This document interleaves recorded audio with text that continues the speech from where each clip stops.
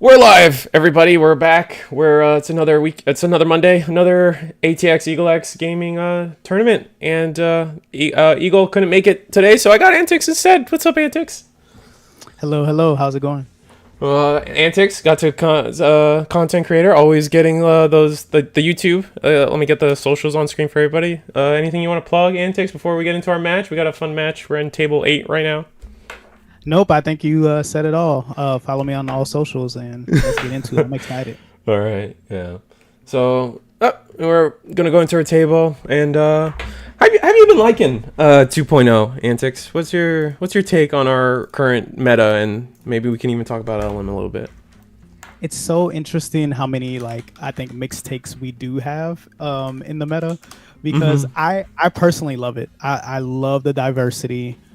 Sure, there's some staleness in a sense of there's a few decks that may have been relevant for a little too long, but for me personally, with how many new decks that we've gotten in the meta game, it helps keep that piece of it a little fresh. I'm just really excited for nationals this year. It's going to be more diverse than it was last year. It seems like it, yeah. Like last year was we went into nationals. We had a 2 week format or a 1 week format, something like that, where it's just got dominated by Anubismon and anything that could try to counter Anubismon, which was gross. But it looks like we got Mirage versus looks like Shine Gray. Looks like, or at least some interesting take. I've seen some interesting takes on how to use the Shine Greymon Agumon. So we'll see if it's actually just fully Shine. What's interesting to me is I don't believe I've seen Ukamon and Shine Gray before. At least in most topping lists that I've noticed before. But seeing the Greymon come out, that does tell me that this might be pure Shine. It might not be shenanigans, but we'll just have to wait and see for sure. But I agree with you in the sense that what you're saying about 2.0 is it is technically diverse. We have upwards of, I will say, 10 decks that can either top or win an event right now. I know the numbers can be kind of skewed towards any kind of Mirage top end variant. It depends on if you want to classify, is Mirage Galaxy truly different from Mirage? Is that a fair take? Where do you stand there? But otherwise, they are still completely two different decks, right? They play completely different. It's just a categorical thing that we have to talk about. Yeah, 100%. And you'll have people who will talk about, oh, EU Top Cut had 9 Mirage decks. Yeah, that's a lot in the top 32, but there were over 10 different decks in the top 32, which is pretty diverse versus having just 3 of the quote unquote best decks in the format be represented in the top 32. And speaking of EU Nats, what ended up winning? Mirage won. The pure Mirage, or was it a Galaxy? I'm unsure from what I saw on stream, if I was watching the right stream.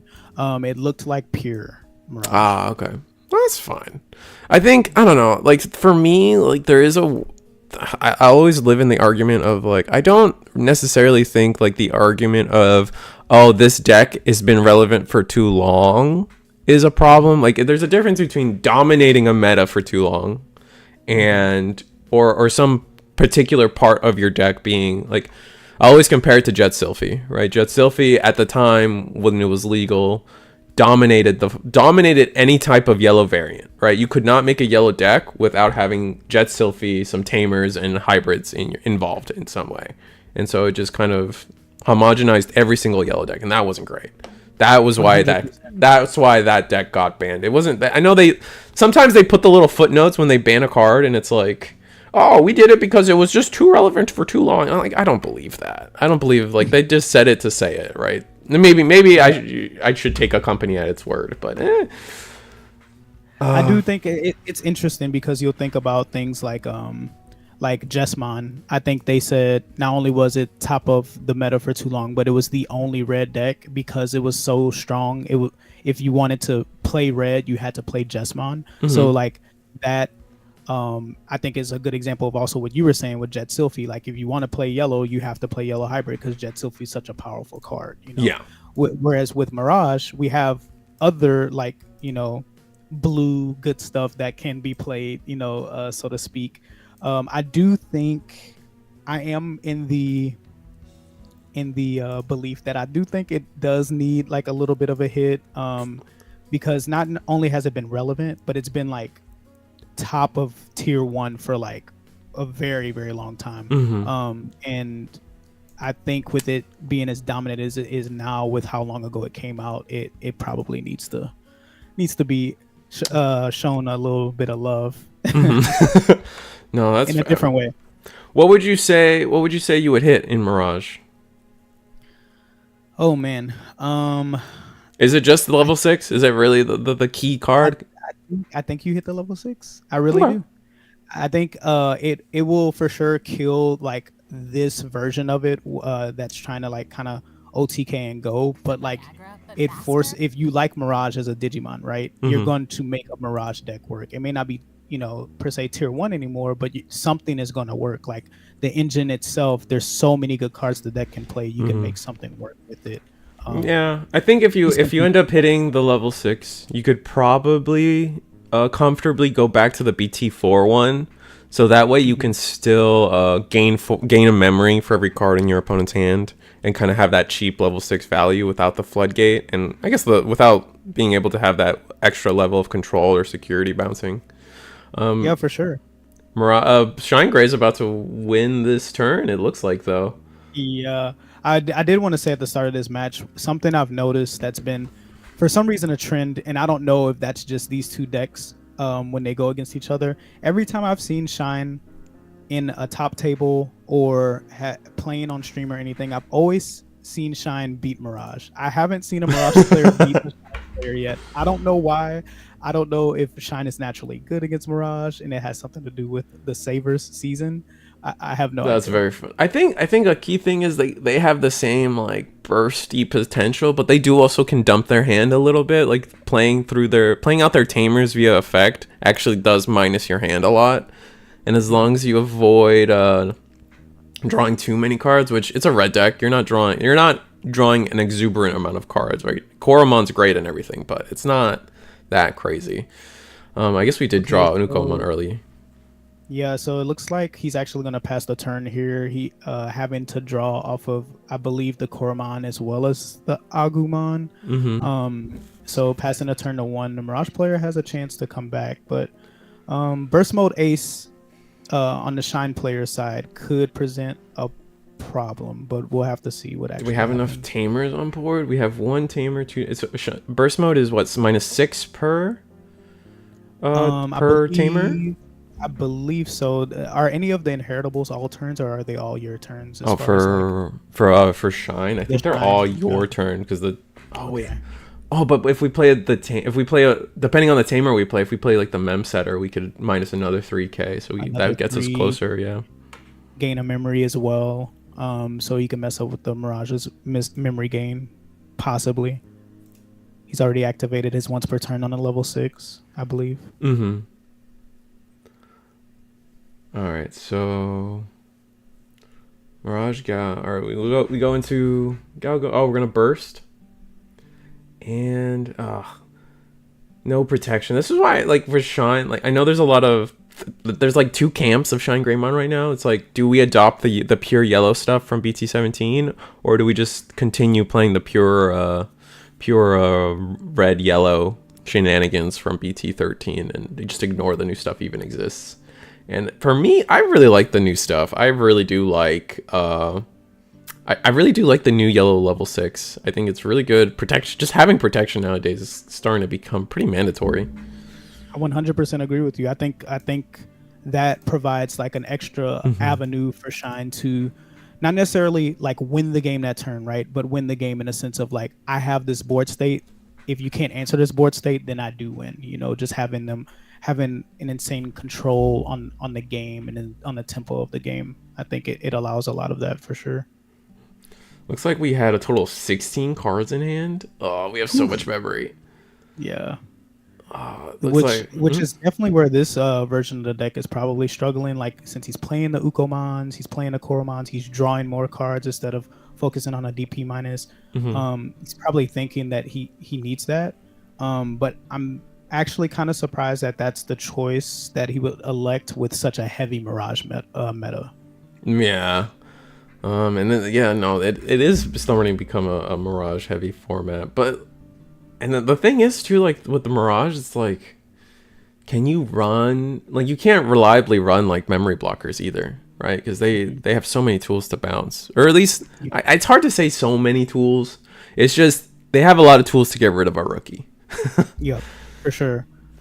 I think I said it in my Fenri deck profile back when I did mine. I was only running one memory blocker, and it wasn't helpful against Mirage because I realized that I needed two on Yeah. board. Like it's helpful when you have two, but when there's only one on board, it's not really going to be doing much for you.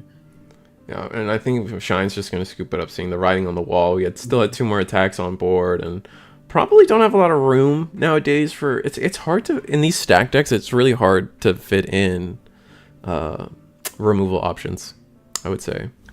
Yeah, 100% agree. Unless it's something, I think the game is at a place where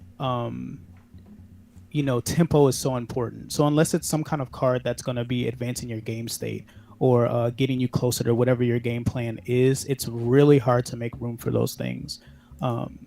Purple Hybrid has a pass because a lot of their cards are extending their game, like with the Death Slingers and the Rivals Barrage Yep. when they're milling. Excellent. Yeah, exactly.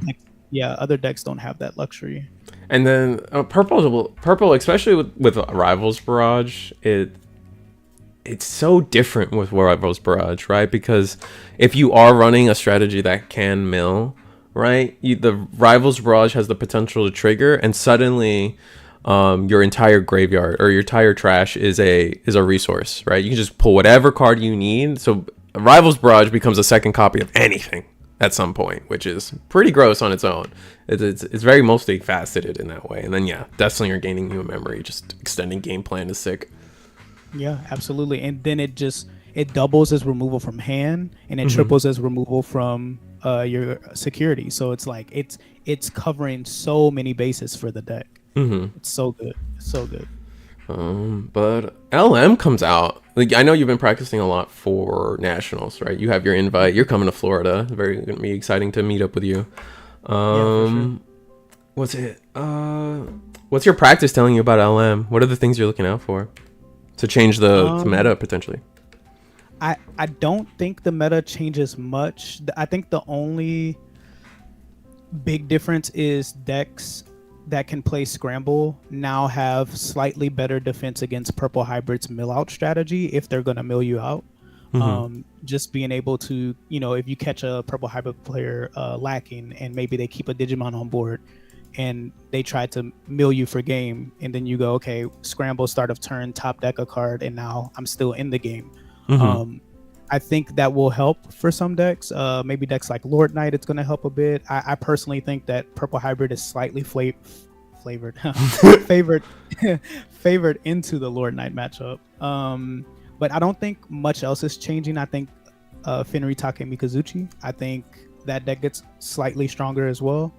But I think everything that's good right now just becomes better with the LM set. I don't think anything is coming down in power level because of the elements. There's nothing new that comes up enough to be in contention. I know like Gallantmon's probably the biggest winner when it comes to LM. I know that they've been waiting for that Machinedramon for a long time. They have potential with a lot of scramble combos out there. But those two cards are the most perfect, besides the stuff we're getting in EX set, are some of the most perfect cards Gallantmon could have ever gotten. They needed a comeback mechanic so bad in the form of Scramble. I think it's just, that card is incredible for that deck for sure. Oh yeah, I mean, have you how you like in Fenrir too? Because you love your Fenrir, right? And so do I. Yeah. But Scramble has some nasty combos, the potential in Fenrir too. Is it worth swapping to the Dracmon, like kind of like warping engine potentially, the dark animal, dark undead thing? If I'm being honest, I haven't even tried it. I have seen like combos with it, but I haven't tried it for myself to know enough if it would be any good. I'm actually not playing, spoiler alert, Fenri at Nationals, just because the Takemika deck, for me, it got a little boring after a while because it felt a little easy to play in comparison to our old Fenri. Oh yeah, dude. We're both. It was so streamlined. For those that don't know, both me and Antics are heartbroken at how Fenrir turned out. Like, we fell in love with the original Fenrir. The go wide strategy, the level 4 toolbox strategy was so much fun, and then let the Tamagotchi mode, like, I don't know, man. It's just not fun. The card looks cool. It does look cool. Sword Puppy is sick. Mirage, go ahead. Oh no, that's it. Mirage is going off. Mirage is about to go off again. We actually played a scramble, and now we're getting 2 memory, so 8 cards in Shine Greymon's hand. Looks like Greymon couldn't get anything off the table here. Only having time to evo into a level 4 in the back. That's rough. And they're gonna hard play the Gal, so both players will draw. And yeah, we're just gonna set up a floodgate and call it a day here. I think with 2 memory, Shine realistically would need to have the Tamer in hand that gains us some memory go into Rise. That is particularly the Rise that plays a Tamer, and then what can we do from there? Maybe go into Shine. We're just gonna play this. We're gonna tap it. Oh man, at least we get our hand a bit smaller. We're back to 8 cards in hand, I believe. 1, 2, 3, 4. Oh no, 9 cards in hand. Okay. Man, where do you think Shine went? I think we've been yapping, so we kind of missed some of the gameplay. But I think Shine probably just bricked this game, which is really unfortunate.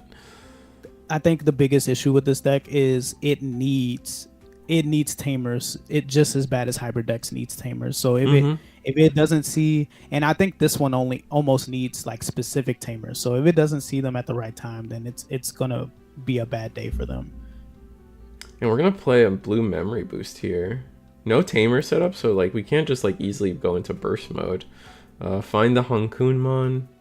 Oh, is Hankunmon we're gonna evo into Hankunmon probably, and then oh yeah, we're gonna keep turn because we're gonna play the Galmon. Oh, we're just gonna scramble again. Oh my gosh. You play the Galmon, right? Or no, we're gonna play the Madoki Betamon. Okay, there we go. Oh, there's 2 Madoki Betamons. Okay. Gain the memory from Bukamon. This deck is just so strong. That was a free play right there. He just essentially went into his level 5 for free. Cost. Yeah. Yeah, no, this is the power of scrambles. I'm still not completely sold on scrambles. I feel like, like it's technically a 2-card combo that is pretty rough. And I'm not a big fan of having to like putting too many 2-card combos in decks. Like a scramble does nothing unless you can count to 6, right? At some point. Yeah. I think that may be by design. So I think that's why we see a lot of decks who won't be playing more than 2 scrambles. I think Ben, I may have seen the issue with training, which I think training cards were kind of a mistake. I love using them, but I do think they're just so powerful, and I think they balance scramble a little bit better than training. And so like just having like it as a tech for either avoiding deck out or just having that cheap evo occasionally is pretty good for some decks. I think Mirage and Lord Knight use that. Oh, and we're gonna scoop it up on the Shine side. Oh yeah. Well, looks like you finally watched Shine Greymon win. Unfortunately. Yeah, it's my first time. Oh no. Okay. So just to warm up everybody, we'll probably find another table. Gonna go to the webcam page for a second. This is Eagleatx webcam tournament every Monday, every Thursday. I'm Risu. This is Antics. Links are on the screen. Check us out. Follow us. Antics. Anything? You want to say anything? No. You said it all. Sweet. I'm gonna send it to a BRB screen, but we will find you guys another table. We got plenty of time in the round.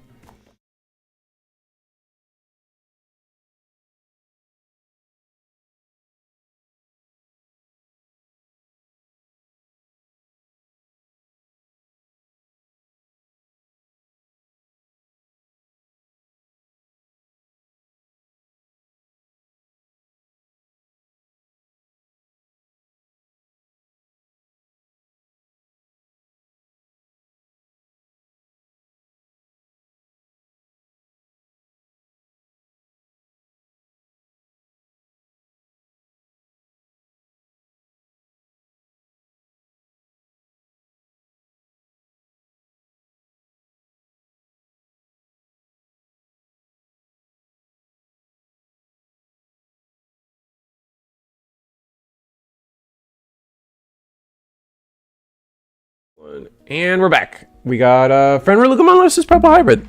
I didn't bother to ask what round or what game they're in, but it looks like Purple Hybrid's got their engine online and Takamika's got the trash set up, so the pressure's on.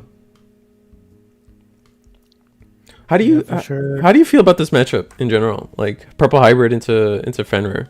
Do you think just Fenrir still just doesn't care? I think on the base, like on like a surface level, people will see this matchup and be like, "Oh, Fenri should be good because Purple Hybrid is going to help them get everything in trash." But what people tend to forget is milling good things into the trash can happen, but milling bad things into the trash can also happen. So like if the Purple Hybrid player is able to mill like the Soul Lugamons into the trash, then the Fenri players have to hope they're seeing like the Skull Bellucci, or hope they're seeing the other copies of their Soul Lugamon. Or sometimes, you know, it just doesn't happen, you know. Oh, absolutely. We still see Purple Hybrid doing so well, getting a considerable amount of tops, Fenri as well. But if the matchup were as one-sided as I think people would think, then Purple Hybrid probably just wouldn't even be played. Oh, we just played Lu to go for game. Oh man, I wonder if that's it's a wrap for them. Yeah. So see, this play is one of the strongest plays in the deck, in my opinion. Is, you know, your opponent isn't predicting a Louis, or they see it in trash and they forget that the Duskmons on deletion can play it out for free. So you're gonna delete. Self-delete with the Velgar, play the Louis out, promote the rookie, gain the memory, and that's like essentially another hybrid for game. Looks like that wraps up this game. Like, looks like they're gonna go into probably, I would imagine, a game 3. So maybe Fenrir took game 1 with this much. I keep forgetting that first game went pretty fast. That could have very easily been game 1. Yeah. So I guess we'll see. I don't know. Let's see what chat's saying. Scrambles help you from decking out Talmon Loop, assuming your opponent plays a Digimon. Yeah, that's fair. No, that is like the fact that Scrambles is almost kind of like, it's like a different version of Protoform, where it's like, oh, I lose my stack, but I can recover that one piece I need. Or it's the same with Scramble. I can guarantee that the piece I need is going to be at the top of my deck now, so then when I draw it for my turn, like, life is going to be great. It's so interesting to me that Scramble can do that for your deck. I can't imagine 2 card combos that are unreasonable in a game with this much draw power, unless the problem is accounting for memory. I'm just afraid of bricking, man. Green Hill Mario.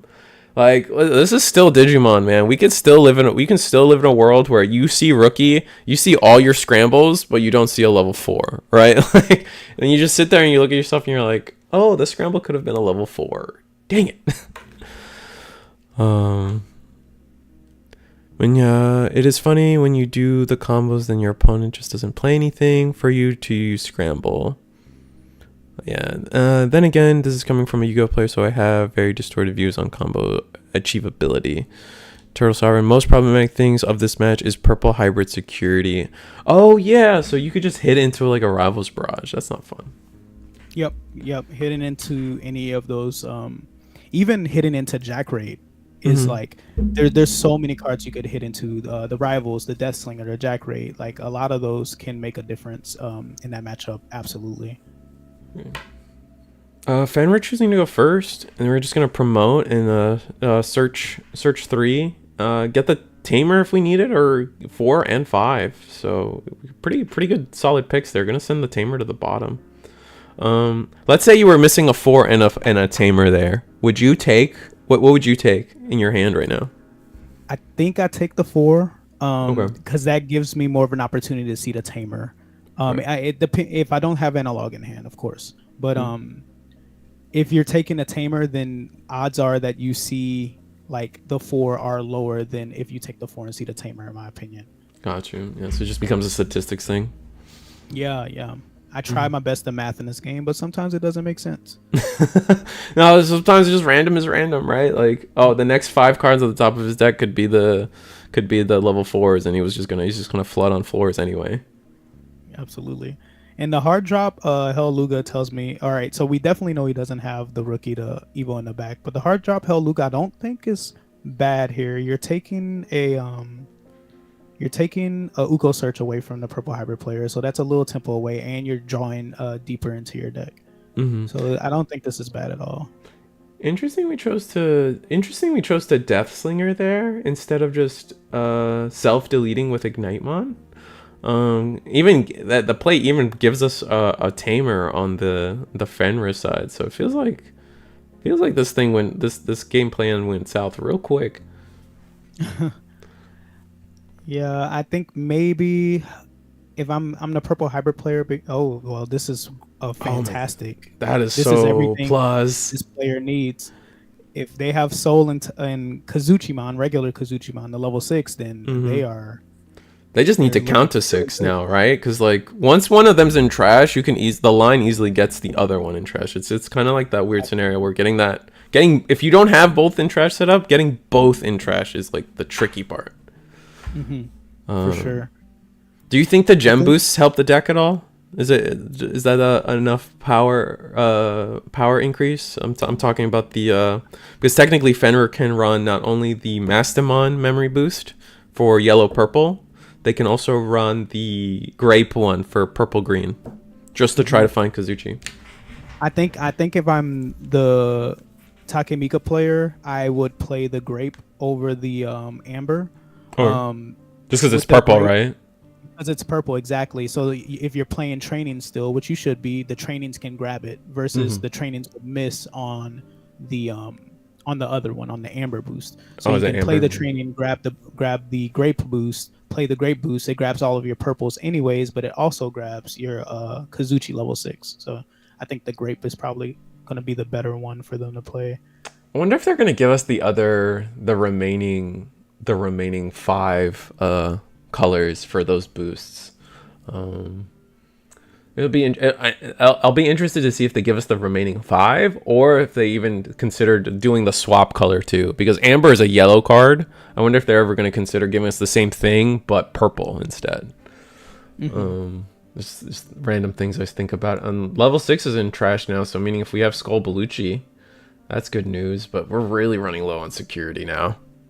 Yeah, this is an interesting kind of idea by the purple hybrid player. So deciding to swing into security instead of leaving a body on board, I personally like leaving something on board for Fenri to have to delete it with the Soul Lugamon. So they have to find a different way to play out whichever body they want to alliance with. But I guess with them being at, oh, okay, so we are going to play the body. They have 5 security. They shouldn't be afraid of losing any here. But here's the problem: the collision, right? Right. Collision just gets over the Gabu anyways. Yeah. Just depends. And then what is your take? Do you prefer in Fenrir? Do you prefer running the Dorgora stuff or the Doruga stuff versus just pure Lugar? I do think there's merit to both, but I think the Daruga stuff has a little more flexibility. Like this play that I just mentioned, like being able to collision the body away, so you don't have to worry about not having your alliance body or not being able to play your alliance body with the Soul Luga. Oh, that's fair. Yeah, so that's where I like it. I do think the Lugar stuff adds like a different kind of flavor, maybe like a little bit of extension in a different way.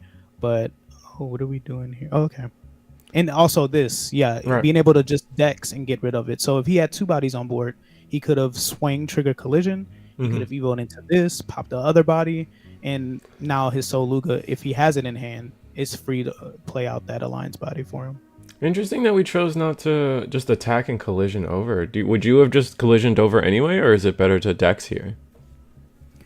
I assume he doesn't have the 5 in hand, so he probably didn't want to leave himself in like a vulnerable position by being suspended.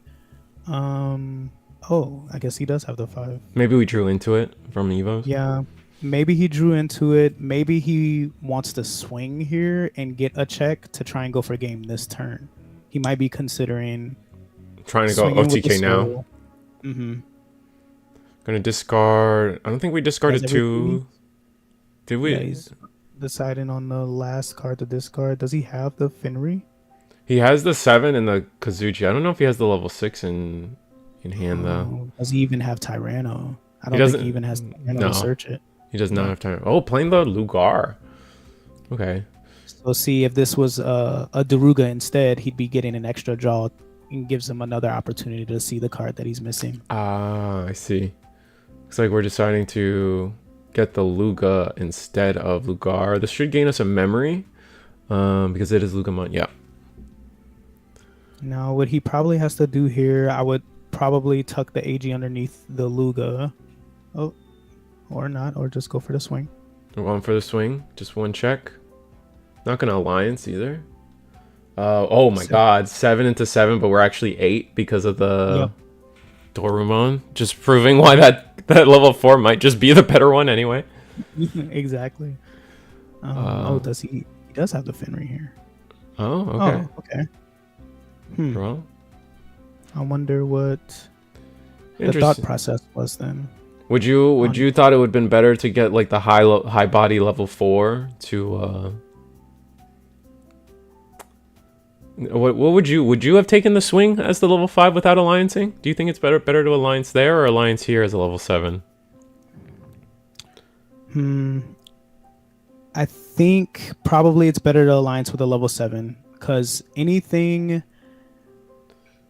Oh, rivals. Rivals. Is that the check or is that he already? That was the real check. Yep. So the rivals is gonna delete the Fenri. Does he gain the memory here? Does he want to gain it or does he leave his opponent at 1? Oof, that's rough. Okay. If he hasn't, he must have another Lugamon in hand, or he might have an Uko to set his opponent to 1. This isn't horrible. He didn't check any tamers, so that's good. That's the good news.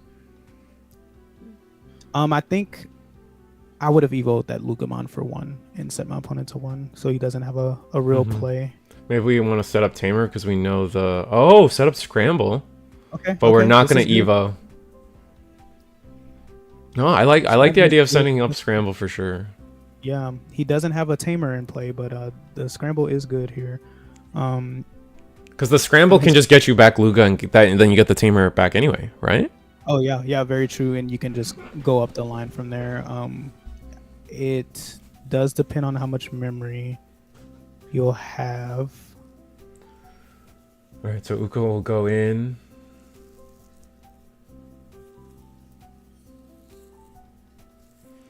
Interesting. So the Fenri player is in a pretty good position because even if the purple hybrid player doesn't swing the Ukomon, he has the Lugamon in back that can pop the Uko before going into his next soul to do the same song and dance we've been talking about, which is making sure that there's nothing on board so the Soul Luga can safely play out the alliance body he needs. Right. To bring it back to your question earlier, alliancing with the 5 versus the 7, I do think swinging with the 5 was decent because at the purple hybrid have like a weak security and a strong security at the same time. Weak in the sense of the DP thresholds, like you check into tamers, you check into rookies, those are all like lower, but then there's the security options as well. Like those are the ones that pose like the real threat. Yeah. So being able to take that risk to make sure you can like go for game, go for the absolute win. Right. There's got to be like a math problem there, right? Because it's like, would it be better to alliance sooner? Because if there is a bomb in there, at least they deal with the level 5. You haven't given up the memory or anything to evo you didn't have to full combo yet, essentially. And now you're like, now you can continue making decisions. All right, I haven't exhausted all my resources. Now let me play the scramble instead or whatever it may be. Very true. I think it also just depends on how much of everything the Fenri player had in his hand. Maybe he's like, okay, I'm just going to do full combo and draw into as much as I can to go into the 7, just in case I don't have game to make sure I have enough hand to do so. Or maybe they knew like I have the scramble, so I can take this risk here, I can take that risk there. There's a lot of truth to what you said for sure, though. All right, so we're gonna proc the scramble, gain the Digimon on board, put the card on back. Now Lugamon triggers. Yeah, Lugamon now triggers, giving us back our AG. We won't have a way. We need to find a tricky way to like potentially maybe get the AG under the other Lugamon, but I guess it just all depends. This is where I think to myself, man, if we were the old Lugamon, we could go into a Chimeramon, a Diamond Beamon, get game real easily. Yep. Well, Absolutely. we're not there. Interestingly enough, I think if the Fenri player were at 2 memory instead of 3, it might be doable. Because he can evo for the alternate cost on the Lugar. Yeah. But he would need another level 4 for the other Lugamon as well. So it is a little tricky here. Guess let's see. I'm gonna go Lugar. All right, draw 1. And then we gotta draw 1. Are we gonna do the discard draw 1? We are. Plus 2k. We draw a card, right? Oh, we didn't draw the card.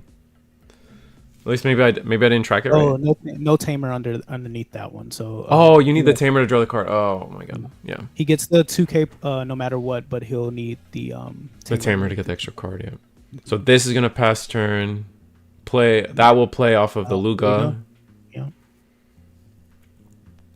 So now all he needs is soul, and that should be everything. But we should. Maybe he doesn't have it because I guess it depends on it because we put back the level 4 with our what's it called? Scramble. So now we're just there we go. Full combo once again. And we don't even need to bring out a lion's body because we already have it from the scramble. The Lugamon that got us the AG earlier. Yeah, that should just be game here. The odds of it not be game, I think, are pretty low. Like it depends on how strong the security is for sure. But if that last check is a security option, then this purple hybrid player is destined for greatness. I lost my cams. I'm sorry. 1 second. I messed up. We messed up. Sorry. But just give me the play-by-play as it's happening because I lost our cams. Fenri player just went full combo. Got rid of the Ukomon. It looks like they're considering they want to swing. And we didn't, yeah. And then swing, trash, and then just hope. Oh, but we don't get the no, we do get the restand because we did set the memory properly. Trash mat, last check. Is it a security option? It is not. So that should be game here. Unsuspend and go for, that's it, right? Scooping it up. I guess that looks like that might have been game 3 with the way they were going. So Fenri got game 1 into Purple Hybrids game 2. All right. There it is. What are your thoughts on calling from the darkness and Purple Hybrid? I think it's mandatory. I think it's just such a good. I think I'm gonna send it to the webcams, but I think it's such a. Did I lose your webcam too? Is it just off or not? Or do I have to turn my camera on and off? Maybe. Oh, it might be on your end, yeah. Okay, let's see. But let's try this. Calling's just a good generic blue or purple card at this point. If your deck facilitates trashing, or you need like just being able to, again, just getting that calling is just a second copy of any possible card. The amount of times I see decks, even just beyond Purple Hybrid, any deck that is like just being able to recycle a ruin mode, for example, disgusting. Absolutely horrifically disgusting. Every time I see that, like, and it's so what's it called, predictable, like you see it happen to you before it even happens to you. You're like, oh man, they're just gonna they're gonna bring back the ruin mode, and then they're gonna ruin mode me. That feels awful every time. Purple Hybrid, there is a world where you run out of Duskmons, you didn't properly loop a mat, so you need the Duskmon, and it's just a one of. In a deck that's gonna mill a bunch, Matt can always recycle it itself. So like it's just like that card feels like it was made for something like Purple Hybrid, honestly. But just figuring out our stuff while I read some chat. He doesn't have Undertamer underneath. He needed the swing to go for game. He wants to go for game. Oh, you guys talking about when the first level 7? Yeah. I mean, there's probably some way to get that first level 7 to work, but Like you could probably like do the math now, like knowing what the security was. You could probably be like, oh, if you swung with the Solugar, you alliance, do the two checks. The first two checks were like, I don't remember. It was like a mat and something. Oh, it was the 7K, and then it was like a mat. And then after that, it was the Rivals Barrage. So if you had level 7, you would have gotten rid of the Rivals Barrage, and then done one check, which would have been a mat, and then you just swing for game, trash the last one, easy peasy. Which is funny, but you can't ever think that way. My camera seems to not want to cooperate. Maybe I should try leaving and rejoining. Yeah, go ahead. We're gonna send it to break anyway. See you guys in a bit. Just let me run down the socials part of all of this. This is, it is. It's ATX Eagleatx Gaming Monday weekly tournament. Join us. We got 22 people tonight. I know Christmas and holiday season's gonna keep things a little bit low. Maybe players are starting to think about keeping their decks private. But I'm Reese the Squirrel. This is Antics with or without a camera. He's here with me in spirit. No, yeah, we'll send it a break. See you guys in a bit for round 2.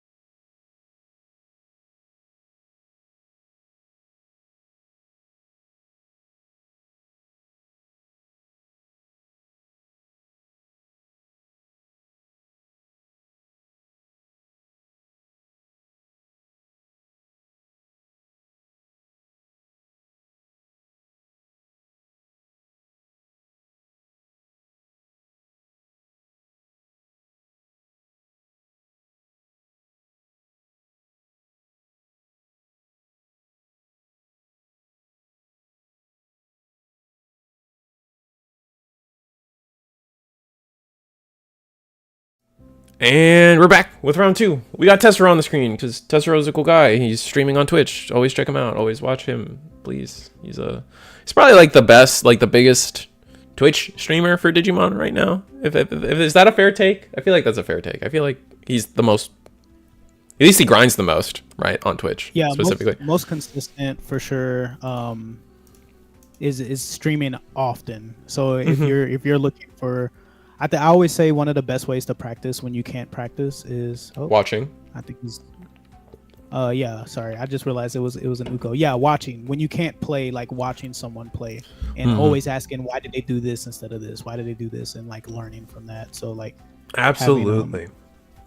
No, I can't agree with that enough. Asking people why they made the decisions they made when they could have made a different decision is like probably the single, like, it sounds silly, right? Like you said, like I said a lot of word soup there, but like it genuinely is one of the best ways to genuinely learn how to play the card game any card game correctly. And even in your play, if you're learning just straight up, ask your, like after a match or something, ask your opponent, hey, on this turn, on this board state, I did this, but I could have also done this. Which play do you think was better? Like, oftentimes it's like, oh, which rookie should I have deleted in that turn instead? I deleted your Gazi. Should I have deleted the Siakomon instead or whatever? And asking those questions and understanding what key split decision trees you could have had is really valuable. I love that you brought that up, asking your opponent, because in my personal playtesting, I've played like the deck that I plan on playing against. Because I always want to get into the opponent's headspace and understand, like, okay, how much better is this than this for, against this deck, Right. So like I think that's such a good practice. It's just, if you're comfortable enough, if your opponent was a kind person, y'all were kind to each other, like just not being afraid to ask them, like, hey, why did you do this, maybe, or like, how come you didn't block me when I did this? I thought you would have blocked, and like just trying to figure all of that out, I think is really good. It looks like we got a mirror, not a mirror match, but a mirror feature, I guess, from the end of round 1. We got Purple Hybrid versus Fenri. Tessero playing the Fenri, getting an early Ukomon chip, getting all our tamers pretty much set up. We got Tamer on board, Analog Youth. We got the Kazuchi already in trash, so things are looking good. However, Bellucci is in trash and not in hand, so that's unfortunate. Yeah, I think he sent the Bellucci to trash in favor of grabbing a Daruga to hand. So he will have the collision option here. Interestingly enough, this Purple Hybrid player is playing the AG package in his deck. I don't believe the last one was. No, it didn't seem like it. This seems... No, the last one I consider Mako Killer. I consider his deck kind of like base, like vanilla Purple Hybrid. Like, to me, the most standard Purple Hybrid is, you got the Dusks, the Velgers, and you have you add in the Mervas, and then all of those supporting cards: Tamers, Rookies, Ukos, and removal options, Jack Raids, boosts, everything. That is like standard. Like, if you want to try playing Purple Hybrid, play this version first. And then there are like the branch offs, like, yes, like this Lugumon version, anything involving the yellow stuff, like going into Sindrel, going into Rihi, or anything like that. Yeah, absolutely. But looks like Purple Hybrid's not in a great state themselves, even though Fenrir is looking okay. We're just resolving the Demi Meramon. Looks like we trashed an Ignite for the draw there. Duskmon sideways without evoing into Velgar feels awful. And also not letting that AG play out. He's going to be losing his Tamer here because he didn't activate the AG's end of turn to let the AG come out from underneath his hybrid. That's one of the reasons you play AG in the hybrid deck, is always having almost the Mind Link, a pseudo infinite like resource. Like you always have something to evo over with your hybrid. Yeah. So. And we're gonna get punished for that. Maybe we thought that with the board state we couldn't quite punish the AG, but just unfortunate there, I guess. I'm getting a little being able to not turn steel, but keep turn through the red Lugamon inheritable plus analog youth shenanigans Hell Lugamon. I'm so glad that people are playing Hell Lugamon again. I feel like when the Tamagotchi mode came out, people moved away from using Hell Luga, but I don't know, man. Hell Luga, my two favorite cards in Fenrir are honestly Hell Luga and Fangmon. Those two cards are just like infinite busted value for me. Yeah, I'm a really big fan of the OG Soul Lugamon. I'm like obsessed with that card for Why some is reason. I don't know. Like maybe it's like just the playability of just outright playing a card, from when digivolving, and also pitching a card to gain a memory. Sometimes the card ended up being like a lot better than you expected in different scenarios. I just love it. I think the new Soul Luga is incredible for sure, but I just love that old Soul Luga so much. The inheritable is less cumbersome too, right? Like you can have 10 memory and still get your unsuspend, right? Absolutely. It looks like Purple Harbor's just gonna play Uka on the back, get Gazi, choke back to 1, but I mean, after a Hell Luga, 2 analog youths, and all the draws involved into evoing up, surely Purple Hybrid or Fenrir Lugamon has it now, and we're gonna go up to 3 because of our Lugamon effect. Yeah, I mean, should we go up to 4? Wait, we should be at 4. He won't gain the extra memory. Oh, because of right. Board. Yeah. This is the good thing about playing in these Eagleatx locals, though, right? You're going to be getting like really competitive practice. So maybe the Purple Hybrid player doesn't have as much experience against the Take Mikazuchi. So maybe this is their opportunity to learn, like, okay, let me just do everything that I think is okay, and then download all the information I need from game 1, and then game 2 make the necessary adjustments and see how that changes. No, I agree. And then especially with Nats around the corner, I think like we're gonna be in after this coming. I think we have one more event. We have a play TCG Ultimate Cup, and then after that we have nothing, realistically nothing for a while now. Like it's just gonna be a dead zone. So like events like these that get to be a little bigger than your average local. I mean, tonight we have 22 people. Last week on Thursday we had 33 people, and then there have been times where we had 40 people. A 40-person local is going to give you a lot more valuable insight and practice than a 10-person local, for example. Just seeing like what decks you see are bubbling up after a 5-round local like this, instead of your 3-round local, right? Yeah, and it's great data too, because like even if you're in like you have a testing group, like everyone has like their group that they prefer to test with, but even as you try to be as objective as you can, parts of you will naturally veer into right? A subjective space where like, oh, I know the player across from me is going to do this, but it's because you play against that player all the time. So being able to get random practice like this is going to be so valuable. And do we have the level 7 in Trash on Tesseros? Oh, I guess we do. I guess we missed it. Or maybe it was the level 7 the whole time and Kazuchi's only recently added. I don't know. I guess I missed level 7 being on board. But Tessero going full Fenrir combo. With no alliance body, so that's of note. Right, no. But do we have enough memory for it? No, we don't. We could play... Yeah, we don't have any real way to... Yeah, we got nothing. So we can't go for a game, but we can at least get rid of all of the security. I'm going to trash a Demon Castle, the Demon Wolf of the Castle of 9 Wolves. I feel like there's got to be a better translation. Demon Wolf of the Castle of 9 Wolves, right? Like, why say wolf twice? That something about that feels weird. It feels off. Yeah, I don't know. The things I think about.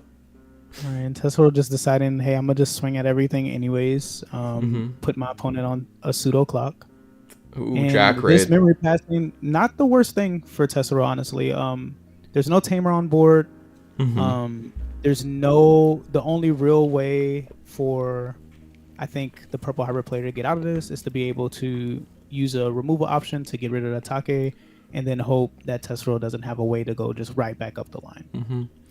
I'm gonna gain a memory off of AG playing.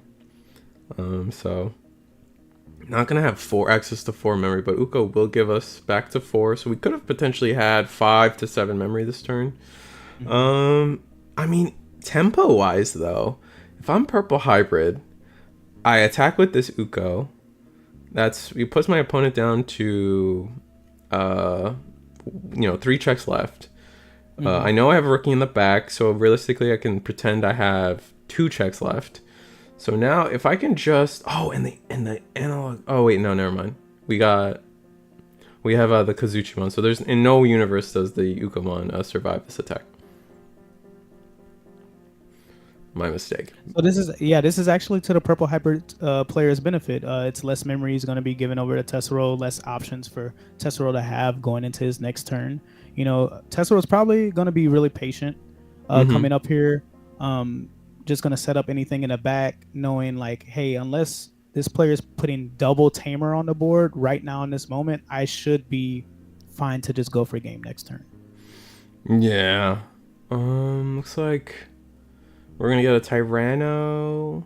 Yeah, we're going to go for the Tyranno. Oh, no, going for the Soul. That makes sense. Tyranno we won in trash 9 times out of 10 in this deck. And we got to think about what can't, like a Deathslinger? We don't have 30 in trash for Deathslinger. No way. Yeah, I don't think so. So it's got to be Rivals. They didn't resolve any mills that I remember.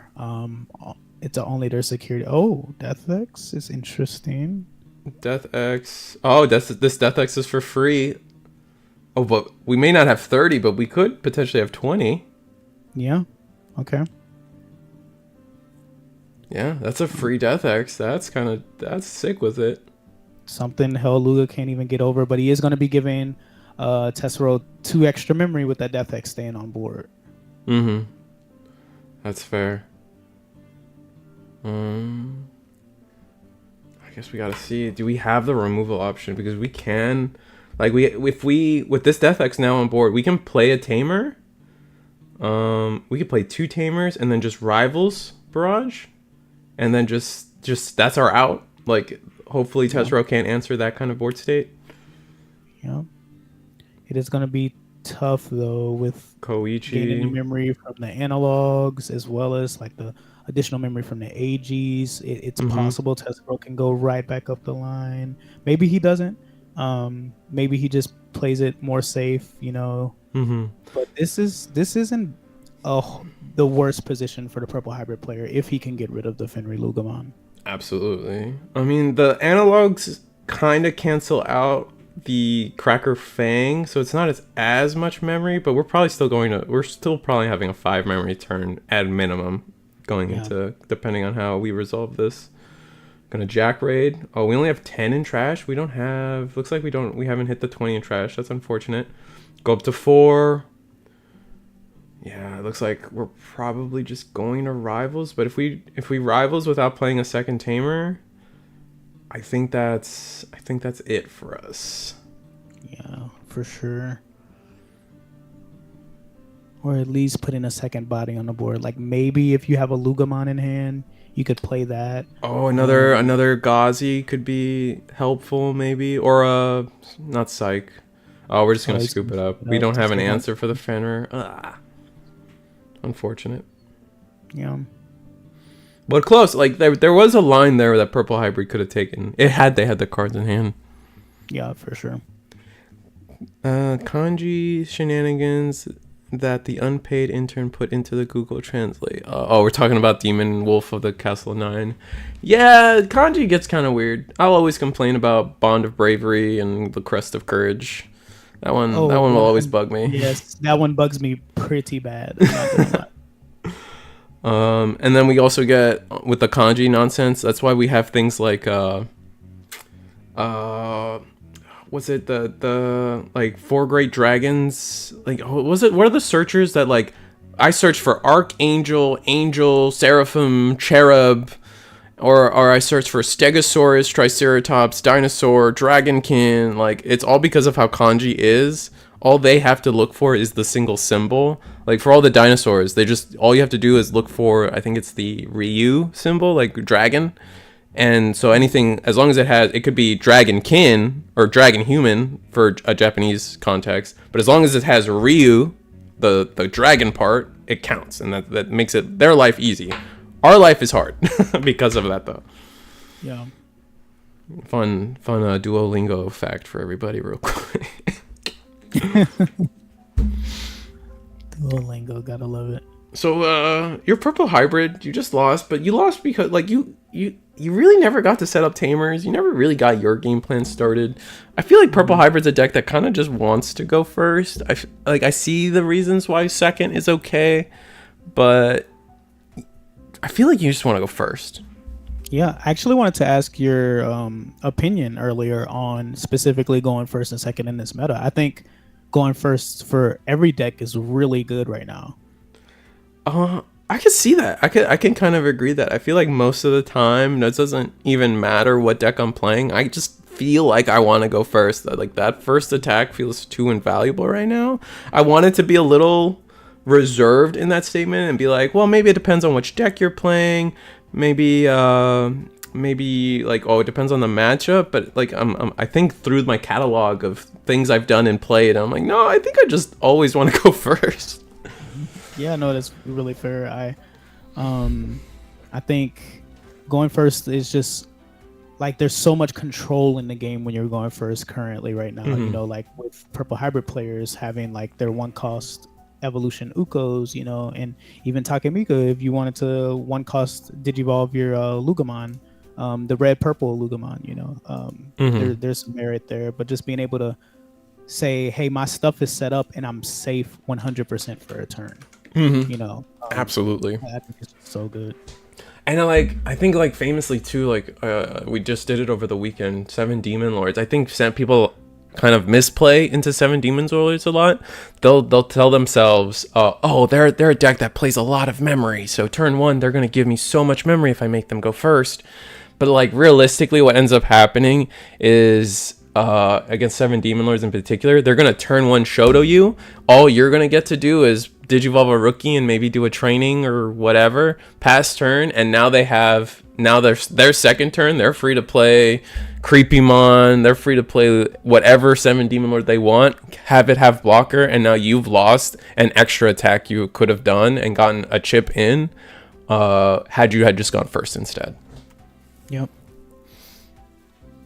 And we're gonna play Miss Memory Boost to pass the turn here. So a pretty efficient turn from purple hybrid here, I think. Yeah, maximizing their memory. I thought that was very good for sure.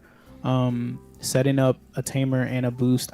I'm personally a fan of these hybrid decks. Like, if you need a lot of tamers on board so you can have a lot of tempo, just play your tamers while you can. You know, especially in these early turns, right? Yeah, absolutely. Like before your opponent can get stuff set up, make sure your game plan is ready to go so you can respond the way you need to. Miss Memory Boost is good against Fenri because they're not playing memory blockers. They're only playing combo pieces. Yeah, they can only afford to play the combo pieces. Exactly. Yeah, so it's not bad here. But I wonder if this player had the 4-cost tamer in hand. If they did, I might have elected to play it over the Mist, but I don't know what the hand looks like, so...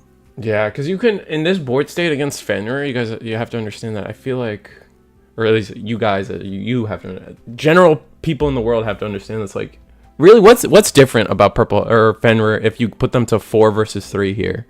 And the answer is not much. So now you can kind of leverage that they don't really get to do anything with that extra memory, and you could have played a mat, for example, and then just guaranteed a memory setup for the rest of the game.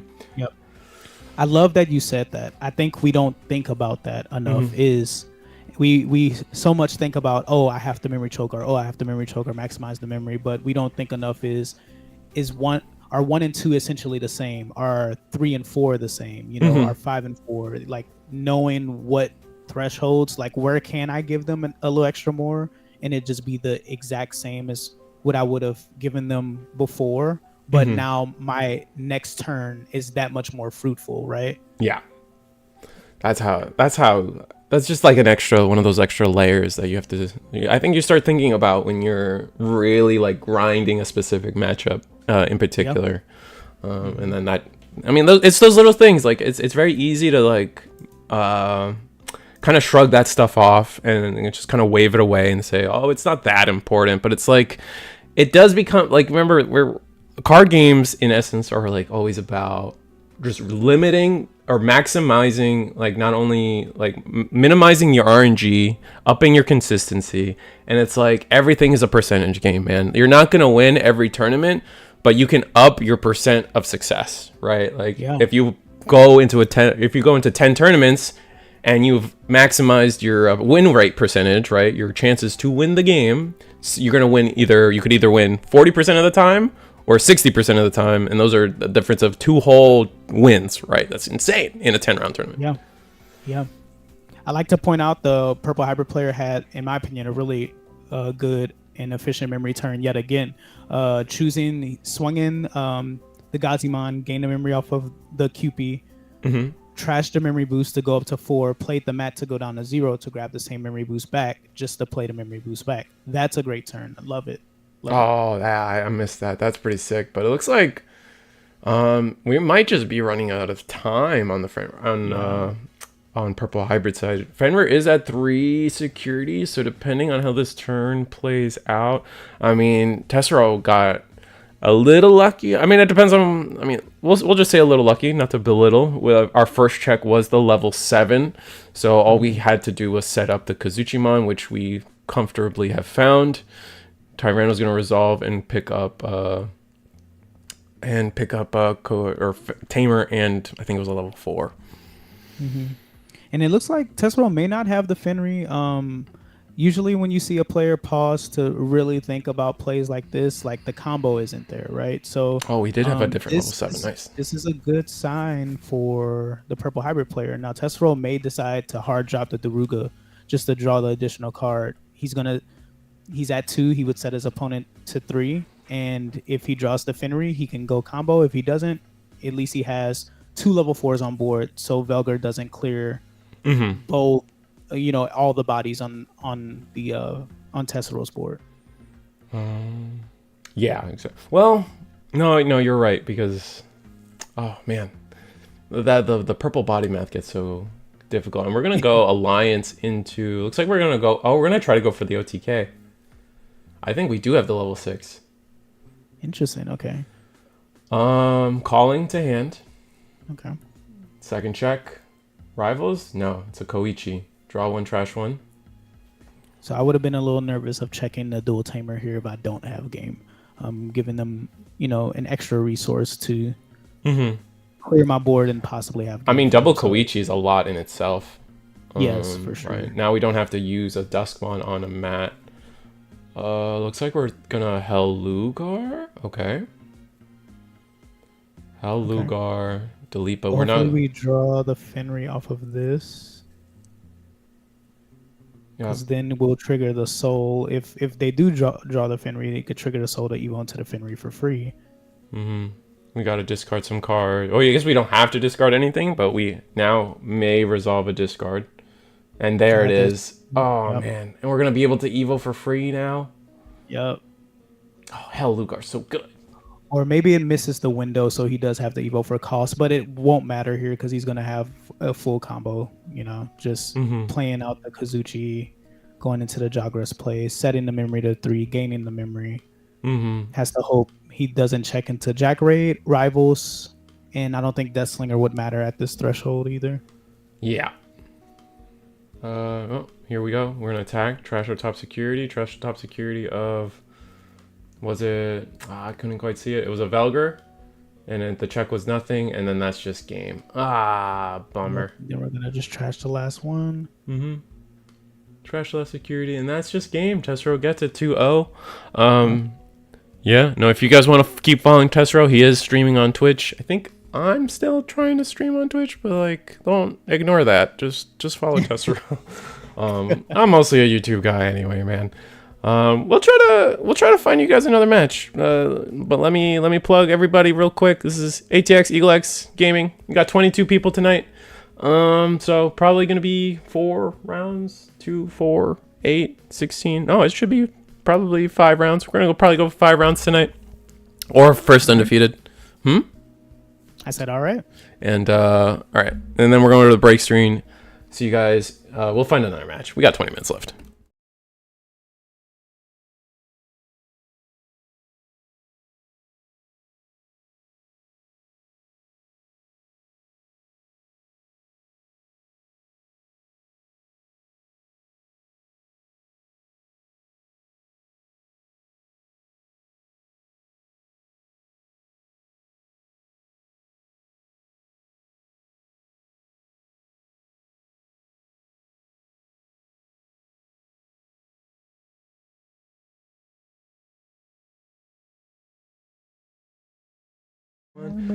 And we're back. We got blue hybrid versus red hybrid. You know, you just said it. Tale as old as time. Yeah. Red versus blue, man. Who doesn't love a good old Halo? And looks like we just evolved onto our Takuya Koji. The warping Lobo, but no Kendo under. Looks like we're going to attack. And we got game. That's totally game. Yay! Okay, are we done? Let's see. Hopefully not. Oh, I hope not. Yeah, I would like to see another game. Yeah, no, looks like we are done. Let me double check. Strangely enough, I feel like blue hybrid's a sleeper this format. Right? I feel like maybe are you guys done, by the way? Okay, thank you very much. Oh, I think the red player just went to take a lap real quick. We are going into game 3. And I've always felt like maybe it's a little copium because I love Lobomon and that's like my favorite deck and I always want it to work. But I feel like blue hybrid, like, I know there's a couple decks right now that like kind of abuse it. Like, it's hard. Like Dominimon is pretty difficult. We did, like, Imperial has lost a lot of relevance and that was one of its hardest matchups. And as long, like, I don't know, I look into the field, I'm like, Fenri, everybody just loses to Fenri. That's not fair. Mirage, like, okay, you also draw a lot of cards, but you also have options to like dump your hand because playing Tamers, you dump your hand. So like, you also have the old school Koji. You can, if you really have to, dump your hand to the old school Koji. I've done that and it's fabulous. I've also done that and then gone into a Hexablow. Also fabulous. Oh my gosh. Yeah, that's sick. Oh yeah, I love that. And then but I can see, like, you know, purple hybrid kind of is just doing what blue hybrid does, but better, more efficiently most of the times. If it can feel like, especially since they do some of the same stuff, but just better. Like, you can bring back any tamer after Velgor dies or after the Duskmon Velgor combo. You can or you can recycle any piece with the mat. You need less pieces to combo. You can recycle. It's just more memory efficient too because of Jack raids and Koigi memory. I don't know. There's just a lot that deck does for less. Yeah. I can see it for sure. I think the floodgate access similar. You know, the speed similar for sure. I think with the meta being so purple hybrid present, people will tend to forget how to play against blue hybrid, and I think that's where blue hybrid could maybe have a little bit of shine. But I think we'll see. I think we might see a couple at Nats. Maybe not. Not near as much as we'll see purple. But I think it all comes down to will they convert and how many do I think will convert. It depends. I think in a top 64. Purple hybrid will probably convert. Top 32. It really just depends if someone just had the right meta call with the right meta build. Yeah, for sure. It's interesting to see not as much red hybrid converting. Not red hybrid. Sorry, Lord Knight converting over here. You know, we're not seeing a lot of Lord Knight tops at all, or representation for that matter, which is a little interesting, a little surprising to me. I do think there are better options than Lord Knight, but I do think Lord Knight still is a solid and strong deck, personally. Yeah. I'm kind of famously a Lord Knight hater right now. I oftentimes, anytime people bring up Lord Knightmon, I'm like, Jesmon's just better, bro. Or not Jesmon, a Leviamon is just better, bro. Like, you're playing all the same cards, why not just take out the Lord Knight stuff? Or like the Lord Knight level 6 and just put in more crocodiles. So I do agree with that. I do think Levi is just better. I do think it's like just overall better. I think Lord Knight does serve a niche, Mm-hmm. and in certain matchups, it could be like a little bit better. Like maybe against three great angels, where Mm-hmm. like if they're playing an extra body, Lord Knight can just de-digivolve one, prevent one from, digivolving, and then just swing over and do what it has to do. Versus like Levia, if it's going to be popping things, the three great angel deck can just Mm-hmm. protect from that. So I think there's some matchup variance that may sway one way over another, but I do agree with you for sure. Yeah, it looks like our blue hybrid player we able to do the good old classic shimmy. We're gonna end up putting, after everything's said and done, we'll be putting our opponent to 2 memory. And I like this might not. I feel like we should have found. There's no way we could have. There. We were talking about memory earlier and like the right amount of memory to give your opponent sometimes. Actually, no. 2 memory's good. I was gonna say like right now, like the thing you're worried about. I think 3 memory would have been way too much, because like this is a good example. This is ancient. This is ancient or red ancient Greymon. Had you given your opponent 3 memory here, now they can play Analog Youth and then find whatever piece they want. Analog Youth, great card. And then attack with the Zagunimon, 2 memory, pass over to 1, go and warp into your Ancient Gray, and that is the perfect memory for Analog Youth to just bounce it back and call it a day.